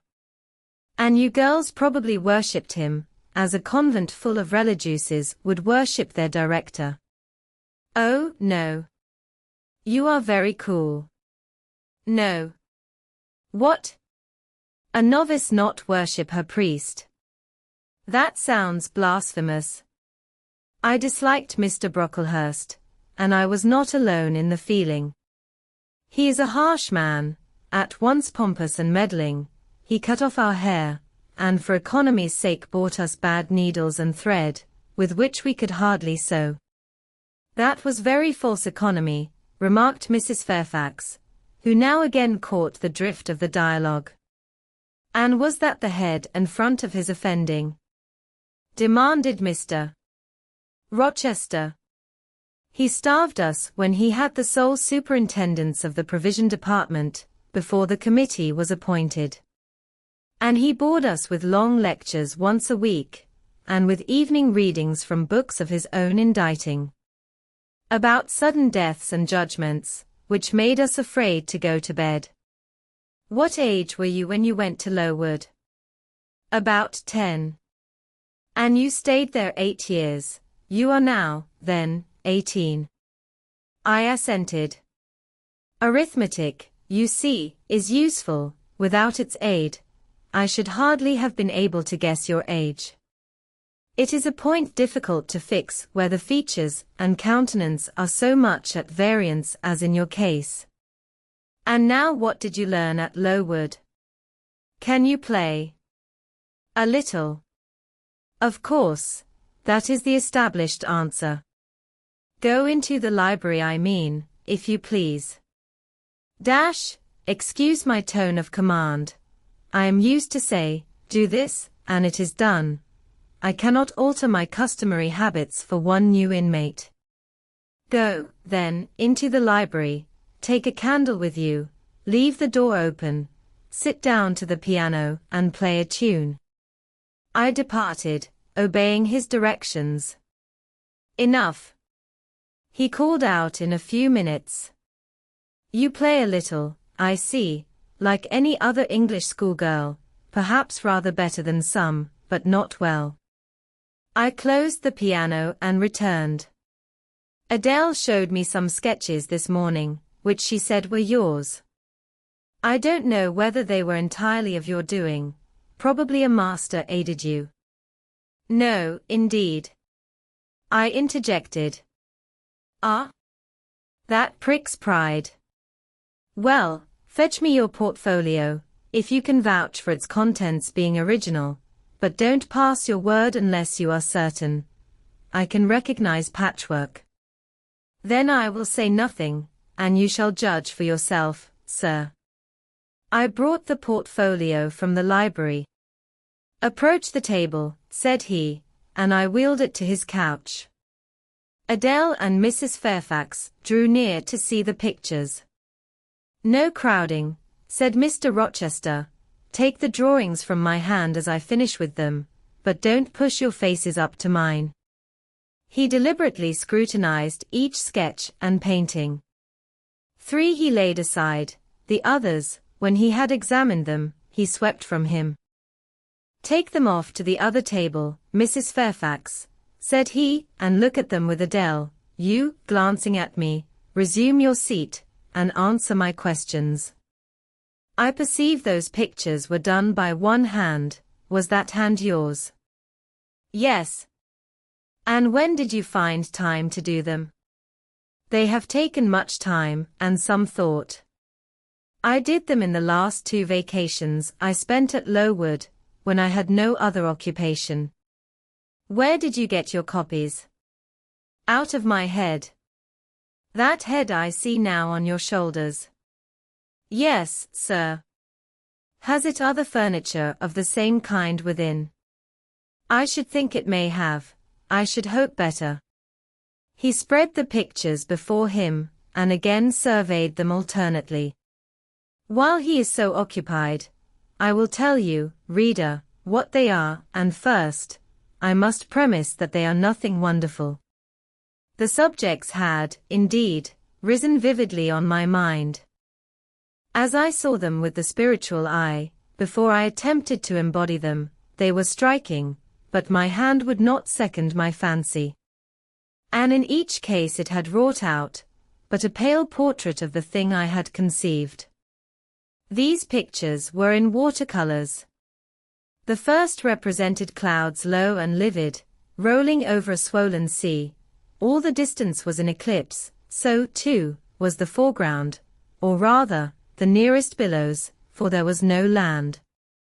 One gleam of light lifted into relief a half-submerged mast, on which sat a cormorant, dark and large. With wings flecked with foam, its beak held a gold bracelet set with gems, that I had touched with as brilliant tints as my palette could yield, and as glittering distinctness as my pencil could impart. Sinking below the bird and mast, a drowned corpse glanced through the green water. A fair arm was the only limb clearly visible, whence the bracelet had been washed or torn. The second picture contained for foreground only the dim peak of a hill, with grass and some leaves slanting as if by a breeze. Beyond and above spread an expanse of sky, dark blue as at twilight. Rising into the sky was a woman's shape to the bust, portrayed in tints as dusk and soft as I could combine. The dim forehead was crowned with a star, the lineaments below were seen as through the suffusion of vapor. The eyes shone dark and wild, the hair streamed shadowy, like a beamless cloud torn by storm or by electric travail.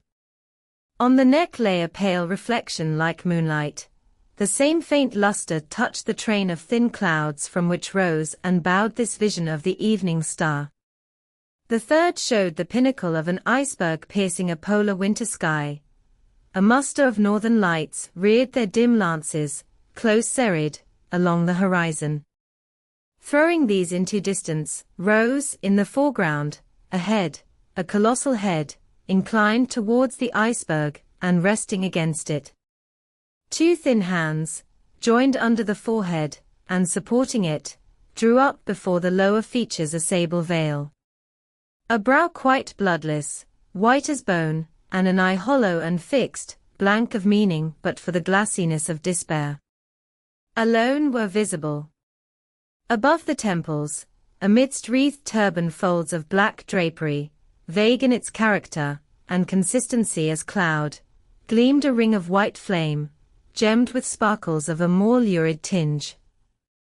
This pale crescent was the likeness of a kingly crown. What it diademed was the shape which shape had none.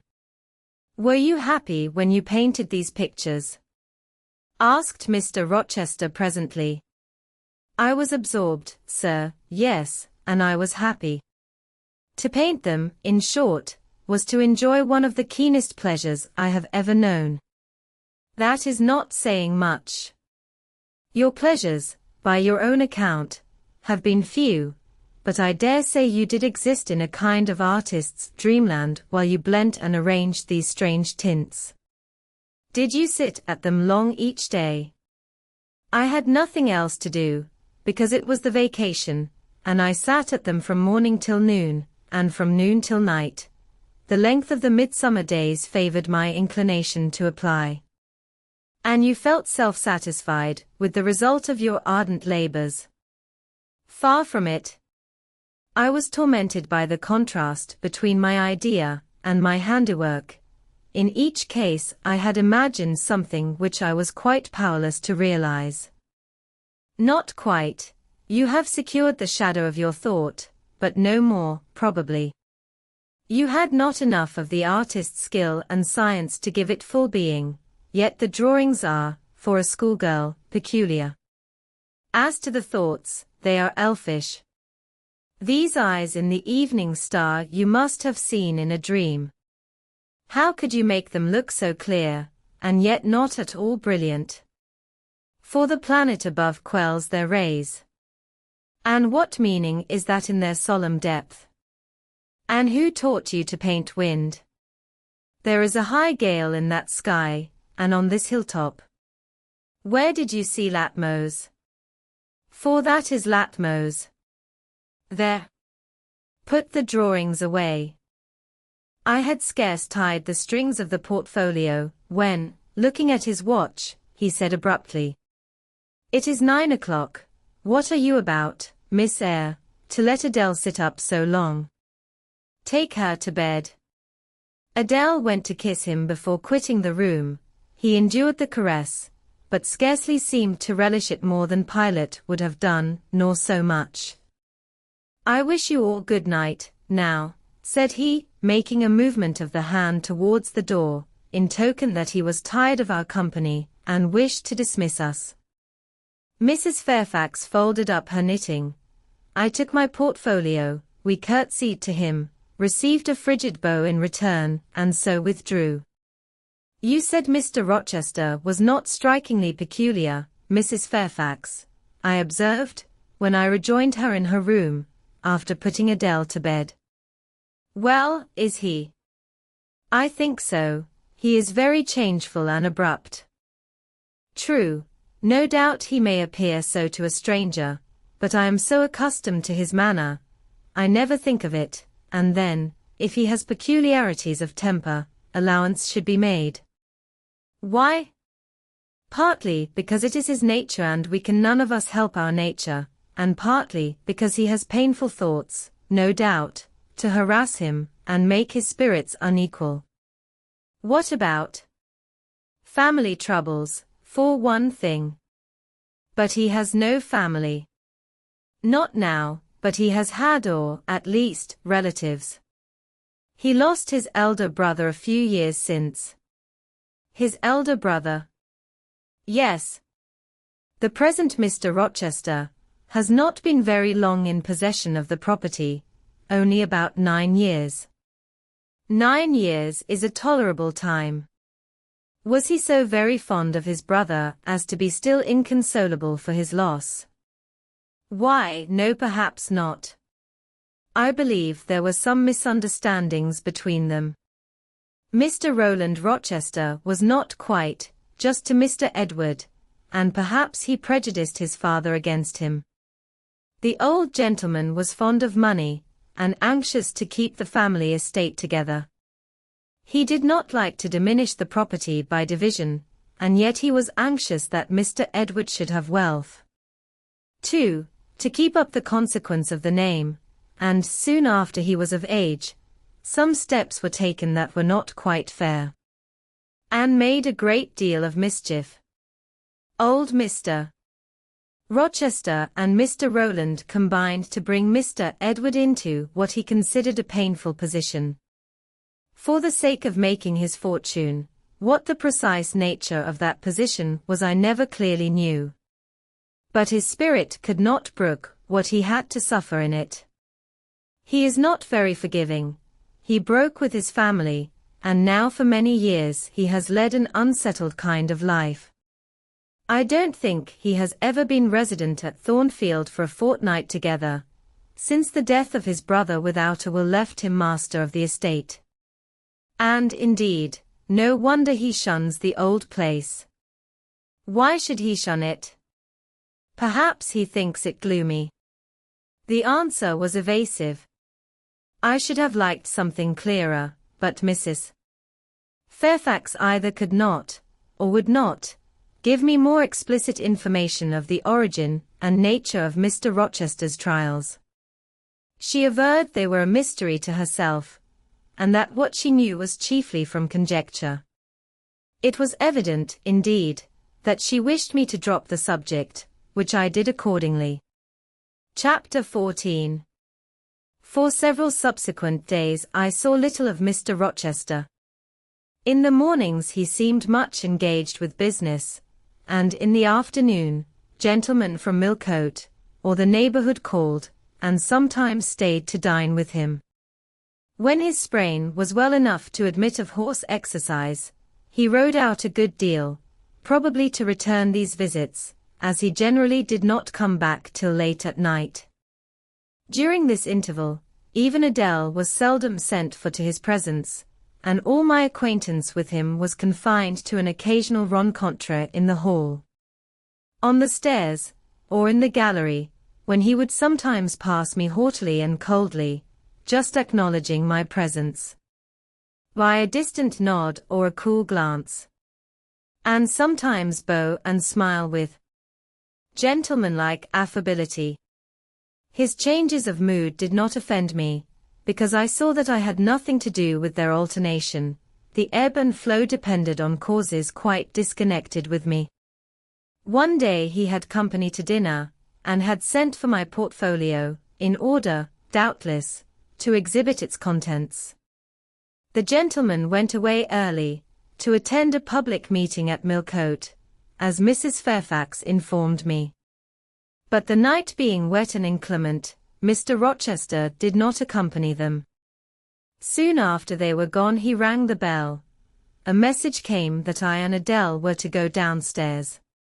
I brushed Adele's hair and made her neat, and having ascertained that I was myself in my usual Quaker trim, where there was nothing to retouch, all being too close and plain, braided locks included, to admit of disarrangement, we descended.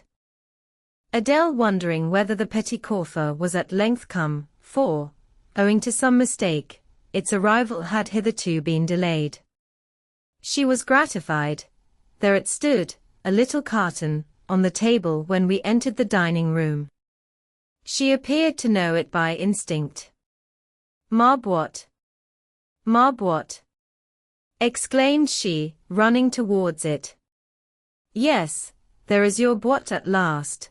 Take it into a corner, you genuine daughter of Paris, and amuse yourself with disemboweling it," said the deep and rather sarcastic voice of Mr. Rochester, proceeding from the depths of an immense easy-chair at the fireside. "And mind," he continued, "don't bother me with any details of the anatomical process, or any notice of the condition of the entrails. Let your operation be conducted in silence. Tiens toi tranquille, enfant, comprends tu?" Adele seemed scarcely to need the warning. She had already retired to a sofa with her treasure, and was busy untying the cord which secured the lid. "Oh sire! Que c'est beau!" and then remained absorbed in ecstatic contemplation. "Is Miss Eyre there?" now demanded the master, half rising from his seat to look round to the door, near which I still stood. "Ah? Well, come forward, be seated here." He drew a chair near his own. "I am not fond of the prattle of children," he continued, "for, old bachelor as I am, I have no pleasant associations connected with their lisp. It would be intolerable to me to pass a whole evening tete-a-tete with a brat. Don't draw that chair farther off, Miss Eyre. Sit down exactly where I placed it if you please, that is. Confound these civilities. I continually forget them. Nor do I particularly affect simple-minded old ladies. By the by, I must have mine in mind. It won't do to neglect her. She is a Fairfax, or wed to one, and blood is said to be thicker than water. He rang, and despatched an invitation to Mrs. Fairfax, who soon arrived, knitting basket in hand. Good evening, madam, I sent to you for a charitable purpose. I have forbidden Adele to talk to me about her presents, and she is bursting with repletion. Have the goodness to serve her as auditress and interlocutress. It will be one of the most benevolent acts you ever performed. Adele, indeed, no sooner saw Mrs. Fairfax, than she summoned her to her sofa, and there quickly filled her lap with the porcelain, the ivory, the waxen contents of her boîte, pouring out, meantime, explanations and raptures in such broken English as she was mistress of. Now I have performed the part of a good host, pursued Mr. Rochester, put my guests into the way of amusing each other. I ought to be at liberty to attend to my own pleasure. Miss Eyre, draw your chair still a little farther forward. You are yet too far back. I cannot see you without disturbing my position in this comfortable chair, which I have no mind to do. I did as I was bid, though I would much rather have remained somewhat in the shade, but Mr. Rochester had such a direct way of giving orders, it seemed a matter of course to obey him promptly. We were, as I have said, in the dining room. The lustre, which had been lit for dinner, filled the room with a festal breadth of light. The large fire was all red and clear, the purple curtains hung rich and ample before the lofty window and loftier arch. Everything was still, save the subdued chat of Adele. She dared not speak loud, and filling up each pause, the beating of winter rain against the panes. Mr. Rochester, as he sat in his damask-covered chair, looked different to what I had seen him look before, not quite so stern, much less gloomy. There was a smile on his lips, and his eyes sparkled, whether with wine or not, I am not sure, but I think it very probable. He was, in short, in his after-dinner mood, more expanded and genial, and also more self-indulgent than the frigid and rigid temper of the morning. Still he looked preciously grim, cushioning his massive head against the swelling back of his chair, and receiving the light of the fire on his granite-hewn features, and in his great, dark eyes, for he had great, dark eyes, and very fine eyes, too, not without a certain change in their depths sometimes, which, if it was not softness, reminded you, at least, of that feeling. He had been looking 2 minutes at the fire, and I had been looking the same length of time at him, when, turning suddenly, he caught my gaze fastened on his physiognomy. You examine me, Miss Eyre, said he. Do you think me handsome? I should, if I had deliberated, have replied to this question by something conventionally vague and polite, but the answer somehow slipped from my tongue before I was aware. No, sir. Ah? By my word. There is something singular about you, said he. You have the air of a little nonnette, quaint, quiet, grave, and simple, as you sit with your hands before you, and your eyes generally bent on the carpet, except, by the by, when they are directed piercingly to my face, as just now, for instance, and when one asks you a question, or makes a remark to which you are obliged to reply, you rap out a round rejoinder, which, if not blunt, is at least brusque. What do you mean by it? Sir, I was too plain. I beg your pardon. I ought to have replied that it was not easy to give an impromptu answer to a question about appearances. That tastes mostly differ, and that beauty is of little consequence, or something of that sort.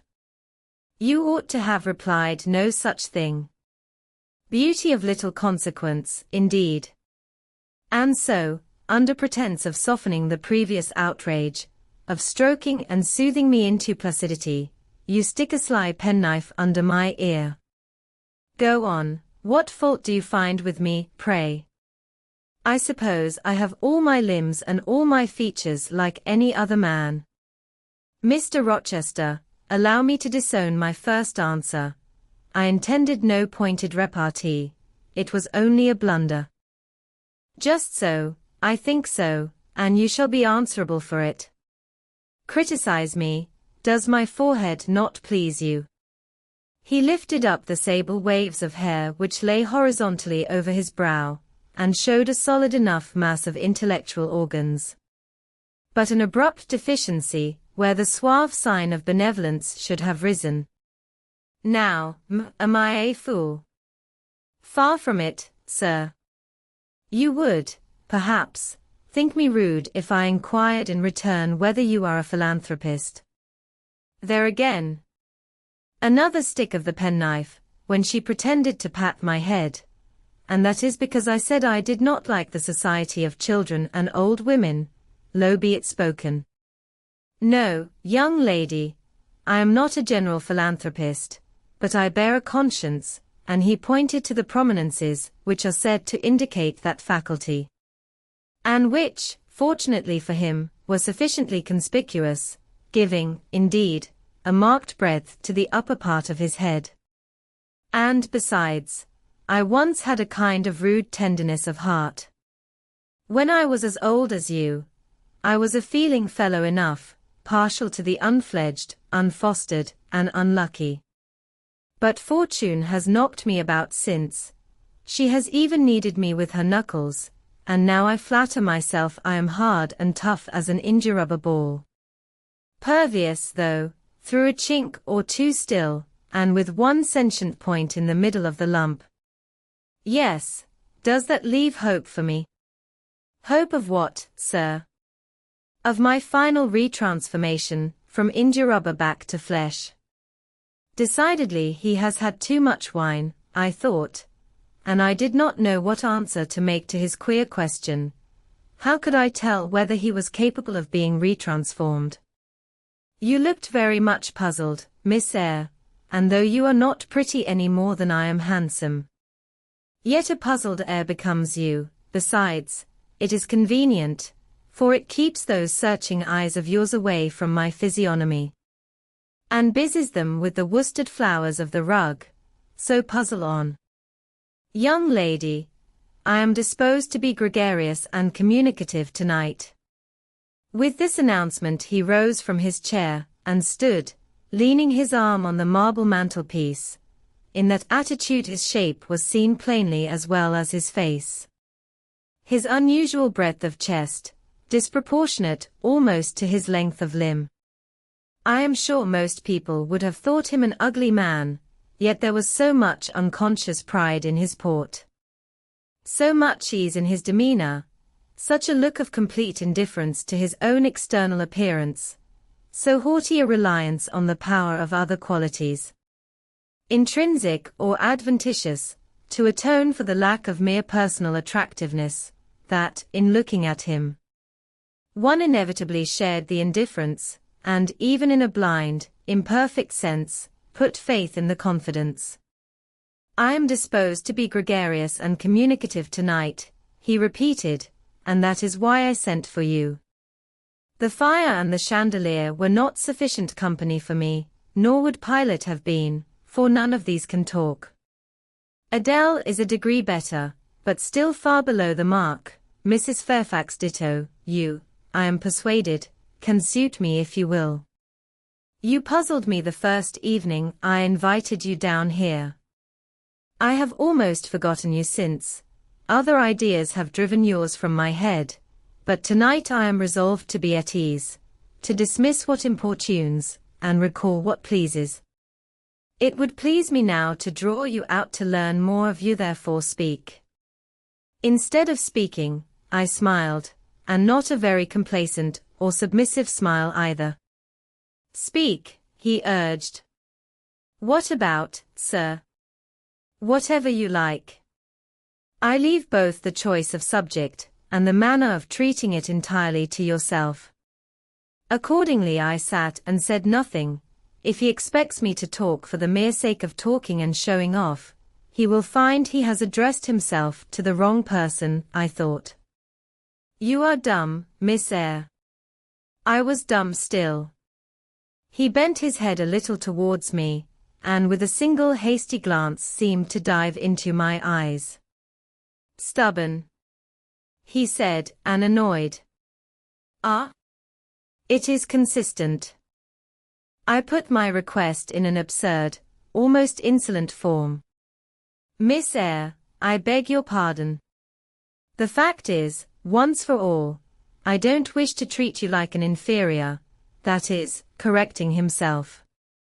"I claim only such superiority as must result from 20 years' difference in age and a century's advance in experience. This is legitimate, at JYTNs, as Adele would say, and it is by virtue of this superiority, and this alone, that I desire you to have the goodness to talk to me a little now, and divert my thoughts, which are galled with dwelling on one point cankering as a rusty nail." He had deigned an explanation, almost an apology, and I did not feel insensible to his condescension, and would not seem so. "I am willing to amuse you, if I can, sir, quite willing, but I cannot introduce a topic, because how do I know what will interest you? Ask me questions, and I will do my best to answer them." "Then, in the first place, do you agree with me that I have a right to be a little masterful, abrupt, perhaps exacting, sometimes, on the grounds I stated, namely, that I am old enough to be your father, and that I have battled through a varied experience with many men of many nations, and roamed over half the globe, while you have lived quietly with one set of people in one house? Do as you please, sir." That is no answer, or rather it is a very irritating, because a very evasive one. Reply clearly. "I don't think, sir, you have a right to command me, merely because you are older than I, or because you have seen more of the world than I have. Your claim to superiority depends on the use you have made of your time and experience." "Humph. Promptly spoken. But I won't allow that, seeing that it would never suit my case, as I have made an indifferent, not to say a bad, use of both advantages. Leaving superiority out of the question, then, you must still agree to receive my orders now and then, without being piqued or hurt by the tone of command. Will you?" I smiled. I thought to myself, Mr. Rochester is peculiar. He seems to forget that he pays me $30 per annum for receiving his orders. "The smile is very well," said he, catching instantly the passing expression, "but speak too. I was thinking, sir, that very few masters would trouble themselves to inquire whether or not their paid subordinates were piqued and hurt by their orders." "Paid subordinates? What? You are my paid subordinate, are you?" "Oh yes. I had forgotten the salary." "Well then, on that mercenary ground, will you agree to let me hector a little?" "No, sir, not on that ground, but on the ground that you did forget it, and that you care whether or not a dependent is comfortable in his dependency. I agree heartily." "And will you consent to dispense with a great many conventional forms and phrases, without thinking that the omission arises from insolence?" "I am sure, sir, I should never mistake informality for insolence. One I rather like, the other nothing freeborn would submit to, even for a salary." "Humbug. Most things freeborn will submit to anything for a salary. Therefore, keep to yourself, and don't venture on generalities of which you are intensely ignorant. However, I mentally shake hands with you for your answer, despite its inaccuracy, and as much for the manner in which it was said. As for the substance of the speech, the manner was frank and sincere. One does not often see such a manner. No, on the contrary, affectation, or coldness, or stupid, coarse-minded misapprehension of one's meaning are the usual rewards of candor. Not 3 in 3,000 raw schoolgirl governesses would have answered me as you have just done. But I don't mean to flatter you. If you are cast in a different mold to the majority, it is no merit of yours. Nature did it. And then, after all, I go too fast in my conclusions. For what I yet know, you may be no better than the rest. You may have intolerable defects to counterbalance your few good points. And so may you, I thought. Yes, yes, you are right, said he. I have plenty of faults of my own. I know it, and I don't wish to palliate them, I assure you. God, what I need not be too severe about others. I have a past existence, a series of deeds, a color of life to contemplate within my own breast, which might well call my sneers and censures from my neighbors to myself. I started, or rather, for like other defaulters, I like to lay half the blame on ill fortune and adverse circumstances, was thrust on to a wrong tack at the age of 21, and have never recovered the right course since. But I might have been very different. I might have been as good as you, wiser, almost as stainless. I envy you your peace of mind, your clean conscience, your unpolluted memory. Little girl, a memory without blot or contamination must be an exquisite treasure, an inexhaustible source of pure refreshment. Is it not? How was your memory when you were 18, sir? All right then, limpid, salubrious. No gush of bilge water had turned it to fetid puddle. I was your equal at 18, quite your equal. Nature meant me to be, on the whole, a good man, Miss Eyre, one of the better kind, and you see I am not so. You would say you don't see it. At least I flatter myself I read as much in your eye. Beware, by the by, what you express with that organ. I am quick at interpreting its language. Then take my word for it. I am not a villain. You are not to suppose that, not to attribute to me any such bad eminence. But, owing, I verily believe, rather to circumstances than to my natural bent, I am a trite commonplace sinner, hackneyed in all the poor petty dissipations with which the rich and worthless try to put on life. Do you wonder that I avow this to you? No, that in the course of your future life you will often find yourself elected the involuntary confidant of your acquaintances' secrets. People will instinctively find out, as I have done, that it is not your forte to tell of yourself, but to listen while others talk of themselves. They will feel, too, that you listen with no malevolent scorn of their indiscretion, but with a kind of innate sympathy. Not the less comforting and encouraging, because it is very unobtrusive in its manifestations.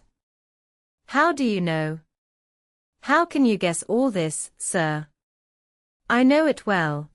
Therefore I proceed almost as freely as if I were writing my thoughts in a diary. You would say, I should have been superior to circumstances. So I should, but you see I was not. When fate wronged me, I had not the wisdom to remain cool. I turned desperate, then I degenerated. Now, when any vicious simpleton excites my disgust by his paltry ribaldry, I cannot flatter myself that I am better than he. I am forced to confess that he and I are on a level. I wish I had stood firm, God knows I do. Dread remorse when you are tempted to err, Miss Eyre. Remorse is the poison of life. Repentance is said to be its cure, sir. It is not its cure. Reformation may be its cure, and I could reform. I have strength yet for that, if but where is the use of thinking of it, hampered, burdened, cursed as I am? Besides, Since happiness is irrevocably denied me, I have a right to get pleasure out of life, and I will get it, cost what it may. Then you will degenerate still more, sir. Possibly, yet why should I, if I can get sweet, fresh pleasure? And I may get it as sweet and fresh as the wild honey the bee gathers on the moor. It will sting, it will taste bitter, sir. How do you know? You never tried it. How very serious, how very solemn you look, and you are as ignorant of the matter as this cameo head. Taking one from the mantelpiece. You have no right to preach to me, you neophyte, that have not passed the porch of life, and are absolutely unacquainted with its mysteries. I only remind you of your own words, sir. You said error brought remorse, and you pronounced remorse the poison of existence.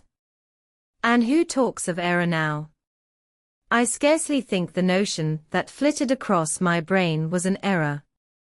I believe it was an inspiration rather than a temptation. It was very genial, very soothing, I know that. Here it comes again.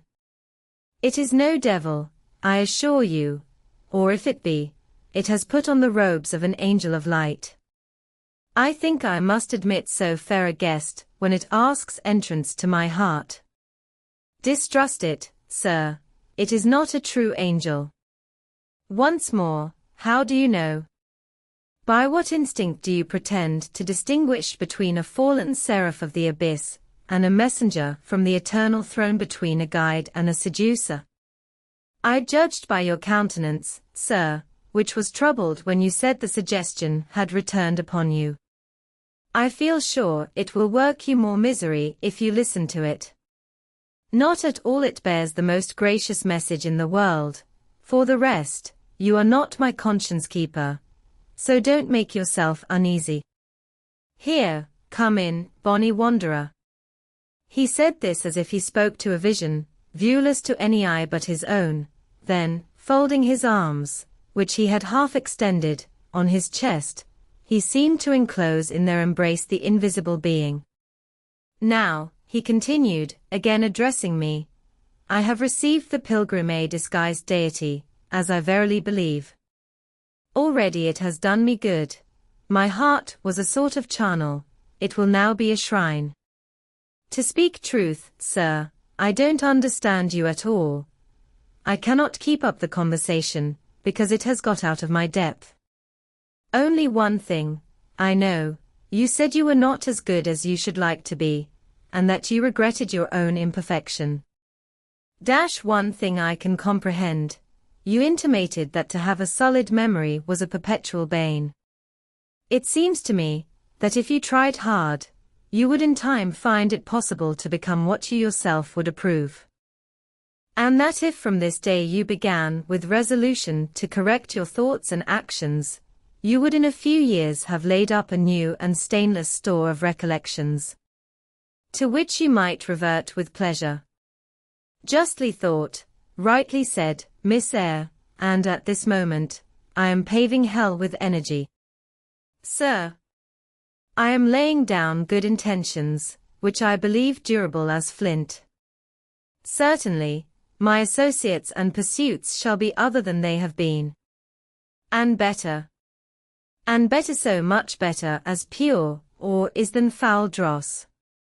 You seem to doubt me. I don't doubt myself. I know what my aim is, what my motives are, and at this moment I pass a law, unalterable as that of the Medes and Persians, that both are right. They cannot be, sir, if they require a new statute to legalize them. They are, Miss Eyre, though they absolutely require a new statute. Unheard of combinations of circumstances demand unheard of rules. That sounds a dangerous maxim, sir, because one can see at once that it is liable to abuse. Sententious sage. So it is, but I swear by my household gods not to abuse it. You are human and fallible. I am, so are you. What then? The human and fallible should not arrogate a power with which the divine and perfect alone can be safely entrusted. What power? That of saying of any strange, unsanctioned line of action, let it be right. Let it be right, the very words, you have pronounced them.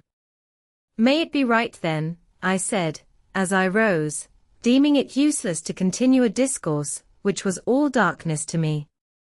And, besides, sensible that the character of my interlocutor was beyond my penetration, at least, beyond its present reach.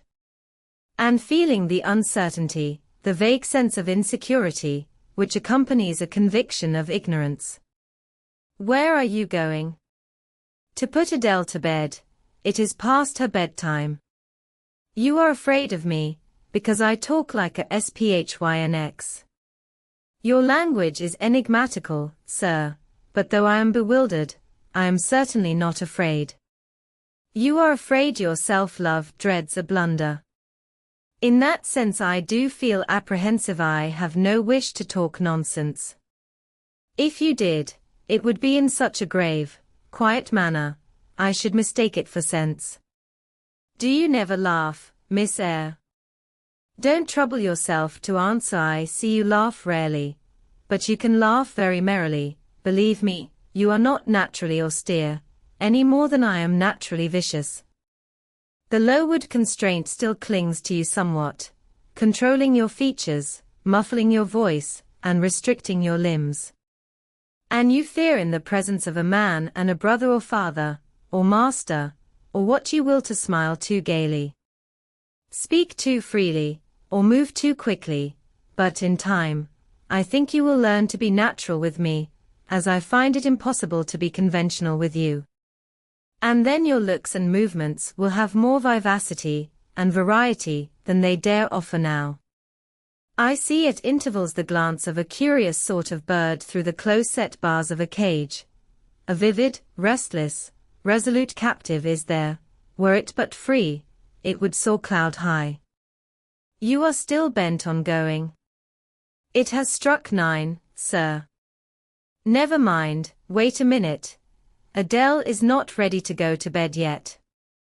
My position, Miss Eyre, with my back to the fire, and my face to the room, favors observation. While talking to you, I have also occasionally watched Adele. I have my own reasons for thinking her a curious study, reasons that I may, nay, that I shall, impart to you some day. She pulled out of her box, about 10 minutes ago, a little pink silk frock. Rapture lit her face as she unfolded it. Coquetry runs in her blood, blends with her brains, and seasons the marrow of her bones. Illinois Fort QJELSA. Cried she, at her instant meme. And she rushed out of the room. She is now with Sophie, undergoing a robing process. In a few minutes she will re-enter, and I know what I shall see. A miniature of Celine Varens, as she used to appear on the boards at the rising of. But never mind that. However, my tenderest feelings are about to receive a shock. Such is my presentiment. Stay now, to see whether it will be realized. Ere long, Adele's little foot was heard tripping across the hall. She entered, transformed as her guardian had predicted. A dress of rose-colored satin, very short, and as full in the skirt as it could be gathered, replaced the brown frock she had previously worn. A wreath of rosebuds circled her forehead. Her feet were dressed in silk stockings and small white satin sandals. Ist ce que ma robe va bien? Cried she, bounding forwards, et mes souliers. Et mes basses. Tenez, je crois que je vais danser. And spreading out her dress, she chanced across the room till, having reached Mr. Rochester, she wheeled lightly round before him on tiptoe, then dropped on one knee at his feet, exclaiming, Monsieur, je vous remercie mille fois de votre bonté. Then rising, she added, C'est comme cela que maman faisait, et n'est-ce pas, monsieur? Precisely, was the answer, and, comme cela, she charmed my English gold out of my British breeches pocket. I have been green, too, Miss Eyre, grass green. Not a more vernal tint freshens you now than once freshened me. My spring is gone, however, but it has left me that French floweret on my hands, which, in some moods, I would fain be rid of. Not valuing now the root whence it sprang, having found that it was of a sort which nothing but gold dust could manure. I have but half a liking to the blossom, especially when it looks so artificial as just now. I keep it and rear it rather on the Roman Catholic principle of expiating numerous sins, great or small, by one good work. I'll explain all this some day. Good night. Chapter 15. Mr. Rochester did, on a future occasion, explain it. It was one afternoon, when he chanced to meet me and Adele in the grounds, and while she played with Pilot and her shuttlecock, he asked me to walk up and down a long beech avenue within sight of her. He then said that she was the daughter of a French opera dancer, Céline Varens, towards whom he had once cherished what he called a grande passion. This passion Céline had professed to return with even superior ardor. He thought himself her idol, ugly as he was. He believed, as he said, that she preferred his tail d'athlete to the elegance of the Apollo Belvedere. And Miss Eyre, so much was I flattered by this preference of the Gallic sylph for her British gnome, that I installed her in an hotel, gave her a complete establishment of servants, a carriage, cashmeres, diamonds, dentelles. In short, I began the process of ruining myself in the received style, like any other spoony. I had not, it seems, the originality to chalk out a new road to shame and destruction, but trode the old track with stupid exactness not to deviate an inch from the beaten center. I had as I deserved to have the fate of all other spoonies. Happening to call one evening when Céline did not expect me, I found her out, but it was a warm night, and I was tired with strolling through Paris, so I sat down in her boudoir, happy to breathe the air consecrated so lately by her presence. No, I exaggerate. I never thought there was any consecrating virtue about her. It was rather a sort of pastille perfume she had left, a scent of musk and amber, than an odor of sanctity. I was just beginning to stifle with the fumes of conservatory flowers and sprinkled essences, when I bethought myself to open the window and step out onto the balcony. It was moonlight and gaslight besides, and very still and serene. The balcony was furnished with a chair or two. I sat down, and took out a cigar. I will take one now, if you will excuse me. Here ensued a pause, filled up by the producing and lighting of a cigar. Having placed it to his lips and breathed a trail of Havana incense on the freezing and sunless air, he went on. I liked bonbons too in those days, Miss Eyre, and I was croquant overlook the barbarism, croquant chocolate comfits, and smoking alternately, watching meantime the equipages that rolled along the fashionable streets towards the neighboring opera house. When in an elegant close carriage drawn by a beautiful pair of English horses, and distinctly seen in the brilliant city night, I recognized the voiture I had given Céline. She was returning. Of course my heart thumped with impatience against the iron rails I leant upon. The carriage stopped, as I had expected, at the hotel door. My flame, that is the very word for an opera innamorata, alighted. Though muffed in a cloak, an unnecessary encumbrance, by the by, on so warm a June evening I knew her instantly by her little foot, seen peeping from the skirt of her dress, as she skipped from the carriage step. Bending over the balcony, I was about to murmur Mon Ange in a tone, of course, which should be audible to the ear of love alone, when a figure jumped from the carriage after her. Cloaked also, but that was a spurred heel which had rung on the pavement, and that was a hatted head which now passed under the arched porte-cochere of the hotel. You never felt jealousy, did you, Miss Eyre? Of course not. I need not ask you, because you never felt love. You have both sentiments yet to experience, your soul sleeps, the shock is yet to be given which shall waken it. You think all existence lapses in as quiet a flow as that in which your youth has hitherto slid away. Floating on with closed eyes and muffled ears, you neither see the rocks bristling not far off in the bed of the flood, nor hear the breakers boil at their base. But I tell you, and you may mark my words, you will come some day to a craggy pass in the channel, where the whole of life's stream will be broken up into whirl and tumult, foam and noise. Either you will be dashed to atoms on crag points, or lifted up and borne on by some master wave into a calmer current as I am now. I like this day. I like that sky of steel. I like the sternness and stillness of the world under this frost. I like Thornfield, its antiquity, its retirement, its old crow trees and thorn trees, its grey facade, and lines of dark windows reflecting that metal welkin, and yet how long have I abhorred the very thought of it, shunned it like a great plague house. He ground his teeth and was silent. He arrested his step and struck his boot against the hard ground. Some hated thought seemed to have him in its grip, and to hold him so tightly that he could not advance. We were ascending the avenue when he thus paused. The hall was before us. Lifting his eye to its battlements, he cast over them a glare such as I never saw before or since.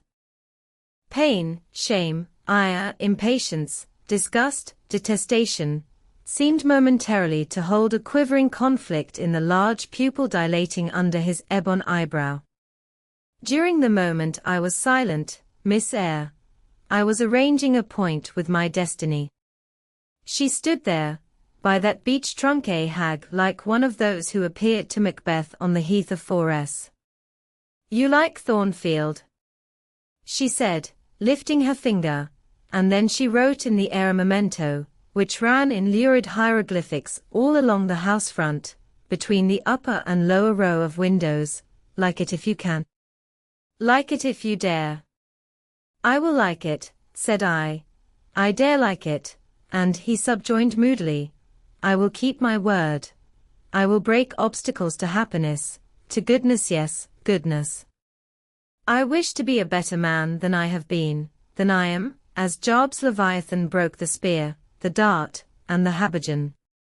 Hindrances which others count as iron and brass, I will esteem but straw and rotten wood. Adele here ran before him with her shuttlecock. Away! He cried harshly, keep at a distance, child, or go into Sophie. Did you leave the balcony, sir? I asked, when Mdlem. Varens entered. I almost expected a rebuff for this hardly well-timed question, but on the contrary, waking out of his scowling abstraction, he turned his eyes towards me, and the shade seemed to clear off his brow. Oh, I had forgotten Celine. Well, to resume. When I saw my charmer thus come in accompanied by a cavalier, I seemed to hear a hiss, and the green snake of jealousy, rising on undulating coils from the moonlit balcony, glided within my waistcoat, and ate its way in 2 minutes to my heart's core. Strange! He exclaimed, suddenly starting again from the point. Strange that I should choose you for the confidant of all this, young lady, passing strange that you should listen to me quietly. As if it were the most usual thing in the world for a man like me to tell stories of his opera mistresses to a quaint, inexperienced girl like you. But the last singularity explains the first, as I intimated once before, you, with your gravity, considerateness, and caution were made to be the recipient of secrets. Besides, I know what sort of a mind I have placed in communication with my own. I know it is one not liable to take infection. It is a peculiar mind. It is a unique one. Happily I do not mean to harm it, but if I did, it would not take harm from me. The more you and I converse, the better, for while I cannot blight you, you may refresh me. After this digression he proceeded. I remained in the balcony. They will come to her boudoir, no doubt, thought I, let me prepare an ambush. So putting my hand in through the open window, I drew the curtain over it, leaving only an opening through which I could take observations. Then I closed the casement, all but a chink just wide enough to furnish an outlet to lovers' whispered vows. Then I stole back to my chair, and as I resumed it the pair came in. My eye was quickly at the aperture. Celine's chambermaid entered, lit a lamp, left it on the table and withdrew. The couple were thus revealed to me clearly. Both removed their cloaks, and there was the Varens, shining in satin and jewels. My gifts of course, and there was her companion in an officer's uniform, and I knew him for a young roué of a Vicomte brainless and vicious youth whom I had sometimes met in society, and had never thought of hating, because I despised him so absolutely. On recognizing him, the fang of the snake jealousy was instantly broken, because at the same moment my love for Celine sank under an extinguisher. A woman who could betray me for such a rival was not worth contending for. She deserved only scorn, less, however, than I, who had been her dupe. They began to talk. Their conversation eased me completely. Frivolous, mercenary, heartless, and senseless, it was rather calculated to weary than enrage a listener. A card of mine lay on the table. This being perceived, brought my name under discussion. Neither of them possessed energy or wit to belabor me soundly, but they insulted me as coarsely as they could in their little way. Especially Celine, who even waxed rather brilliant on my personal defects, deformities she termed them. Now it had been her custom to launch out into fervent admiration of what she called my beaut male, wherein she differed diametrically from you, who told me point blank, at the second interview, that you did not think me handsome. Adele here came running up again. Monsieur, John has just been to say that your agent has called and wishes to see you. Ah? In that case I must abridge. Opening the window, I walked in upon them, liberated Celine from my protection, gave her notice to vacate her hotel, offered her a purse for immediate exigencies, disregarded screams, hysterics, prayers, protestations, convulsions, made an appointment with the Vicomte for a meeting at the Bois de Boulogne. Next morning I had the pleasure of encountering him, left a bullet in one of his poor etiolated arms, feeble as the wing of a chicken in the pip, and then thought I had done with the whole crew. But unluckily the Varens, 6 months before, had given me this for Adele, who, she affirmed, was my daughter. And perhaps she may be, though I see no proofs of such grim paternity written in her countenance. Pilot is more like me than she. Some years after I had broken with the mother, she abandoned her child, and ran away to Italy with a musician or singer. I acknowledged no natural claim on Adele's part to be supported by me, nor do I now acknowledge any, for I am not her father. But hearing that she was quite destitute, I e'en took the poor thing out of the slime and mud of Paris, and transplanted it here, to grow up clean in the wholesome soil of an English country garden. Mrs. Fairfax found you to train it, but now you know that it is the illegitimate offspring of a French opera girl. You will perhaps think differently of your post and protégé. You will be coming to me some day with notice that you have found another place, that you beg me to look out for a new governess. Eh? No, Adele is not answerable for either her mother's faults or yours. I have a regard for her, and now that I know she is, in a sense, parentless, forsaken by her mother and disowned by you, so I shall cling closer to her than before. How could I possibly prefer the spoilt pet of a wealthy family, who would hate her governess as a nuisance, to a lonely little orphan, who leans towards her as a friend?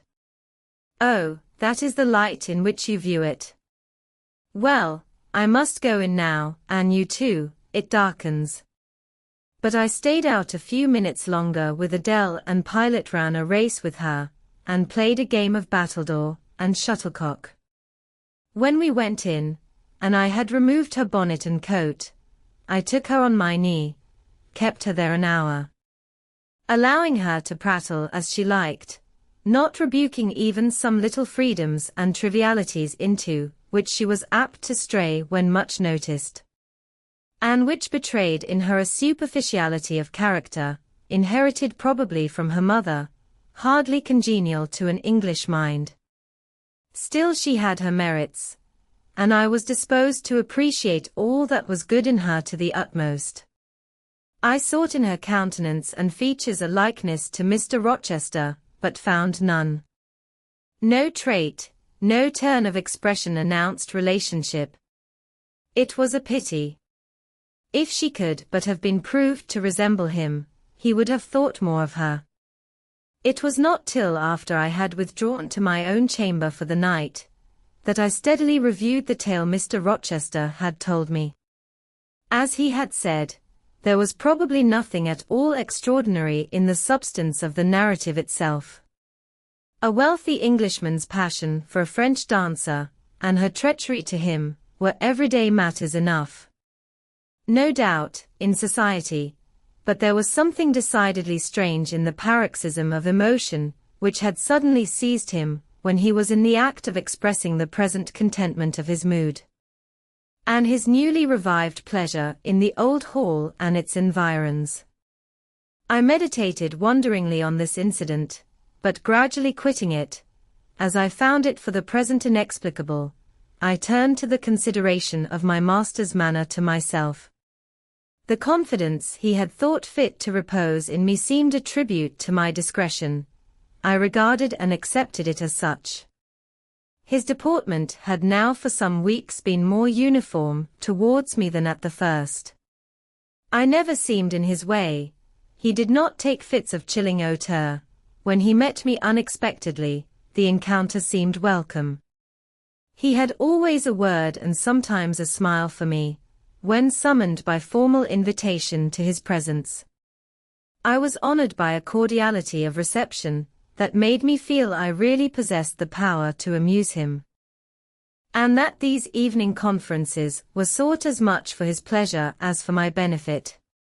I, indeed, talked comparatively little, but I heard him talk with relish. It was his nature to be communicative.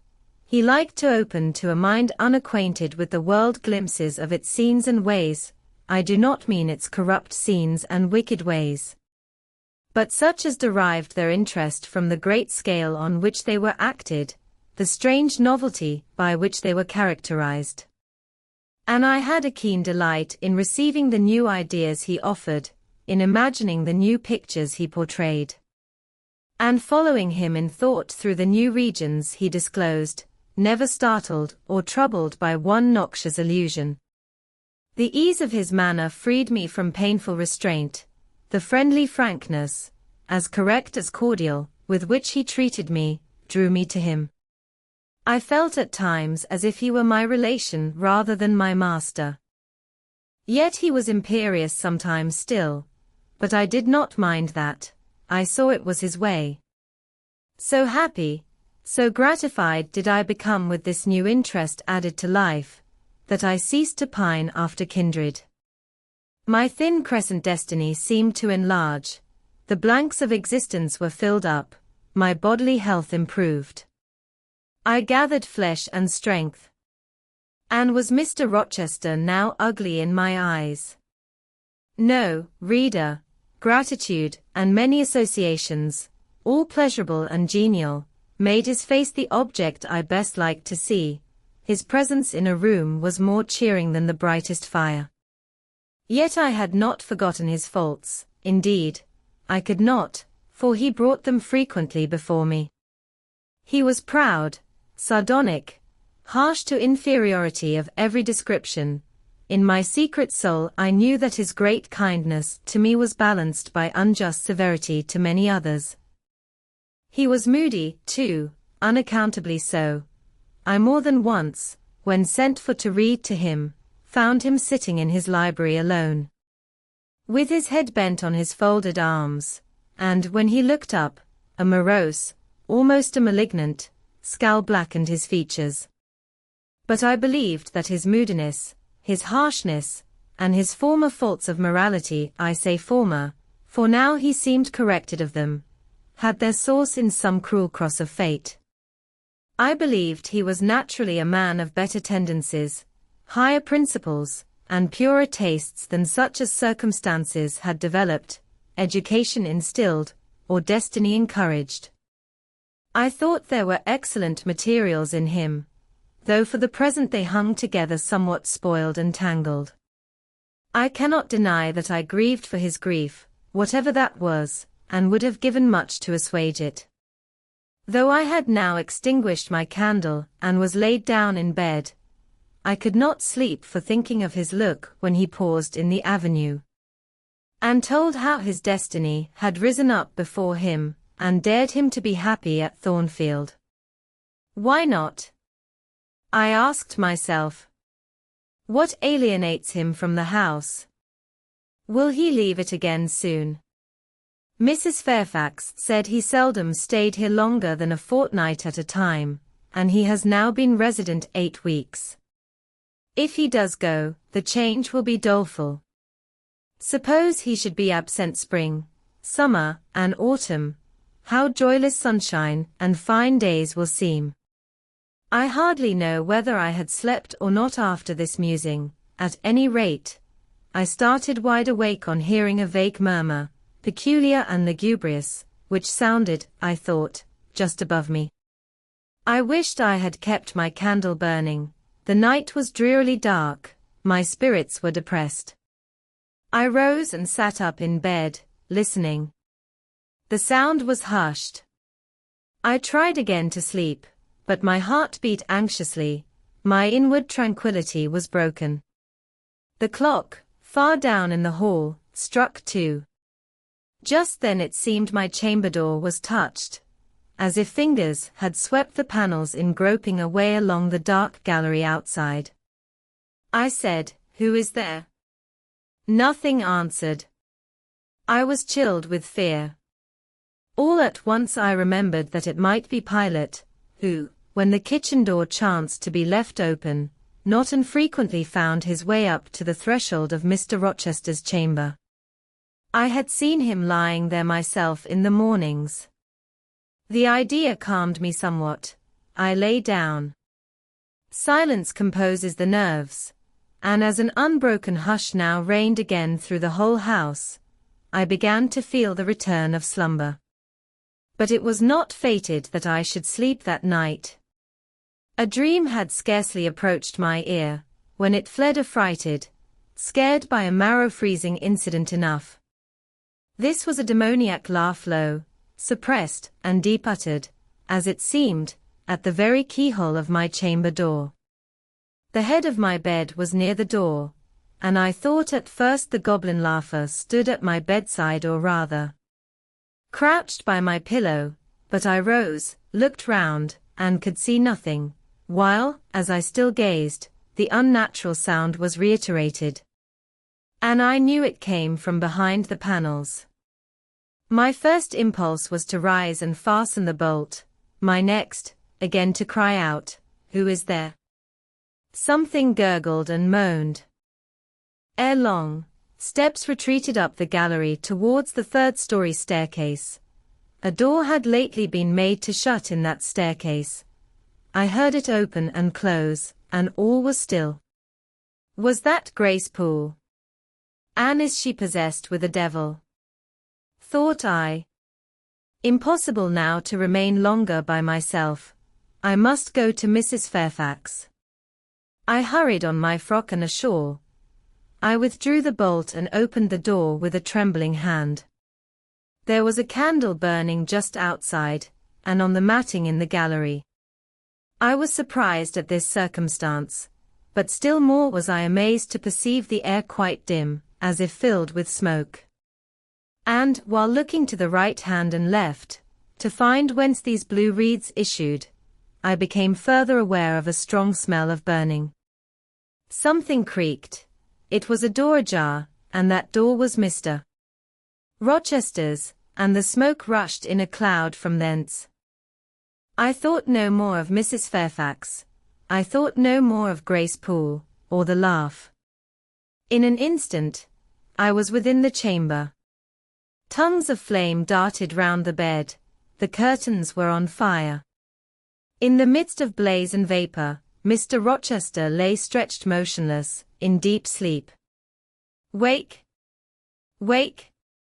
I cried. I shook him, but he only murmured and turned. The smoke had stupefied him. Not a moment could be lost. The very sheets were kindling. I rushed to his basin and ewer. Fortunately, one was wide and the other deep, and both were filled with water. I heaved them up, deluged the bed and its occupant, flew back to my own room, brought my own water jug, baptized the couch afresh, and, by God's aid, succeeded in extinguishing the flames which were devouring it. The hiss of the quenched element, the breakage of a pitcher which I flung from my hand when I had emptied it, and, above all, the splash of the shower bath I had liberally bestowed, roused Mr. Rochester at last. Though it was now dark, I knew he was awake, because I heard him fulminating strange anathemas at finding himself lying in a pool of water. "Is there a flood?" he cried. "No, sir," I answered, "but there has been a fire. Get up, do, you are quenched now. I will fetch you a candle." "In the name of all the elves in Christendom, is that Jane Eyre?" he demanded.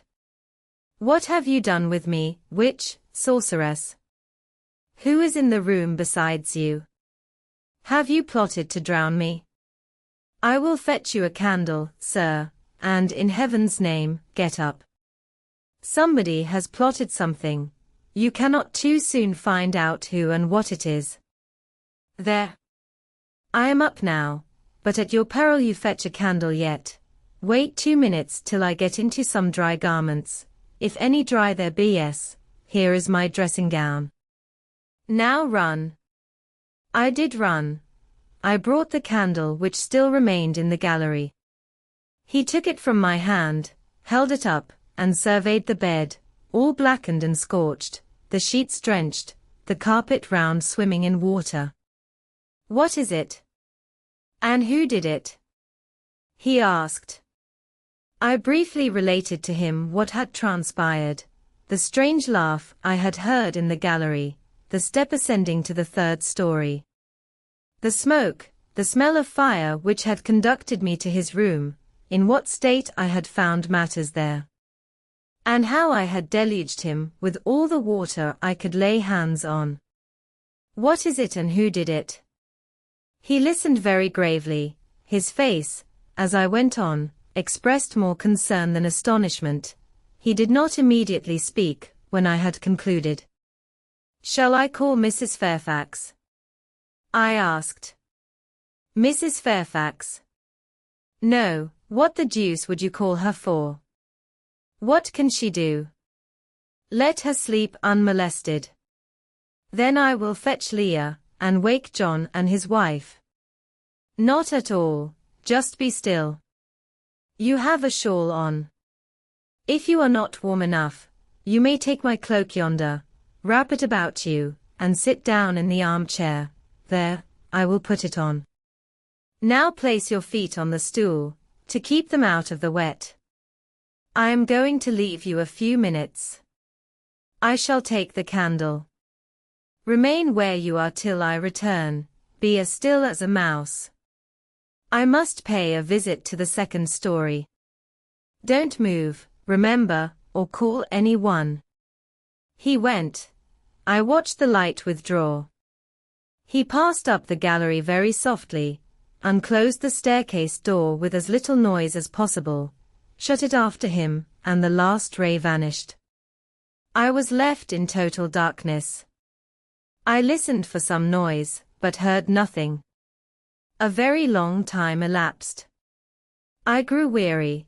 It was cold, in spite of the cloak, and then I did not see the use of staying, as I was not to rouse the house.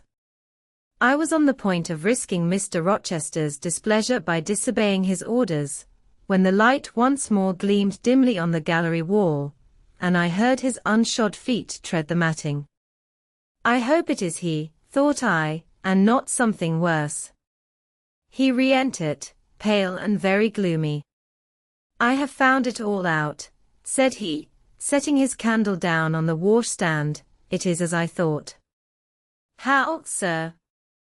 He made no reply, but stood with his arms folded, looking on the ground. I forget whether you said you saw anything when you opened your chamber door. No, sir, only the candlestick on the ground. But you heard an odd laugh. You have heard that laugh before, I should think, or something like it.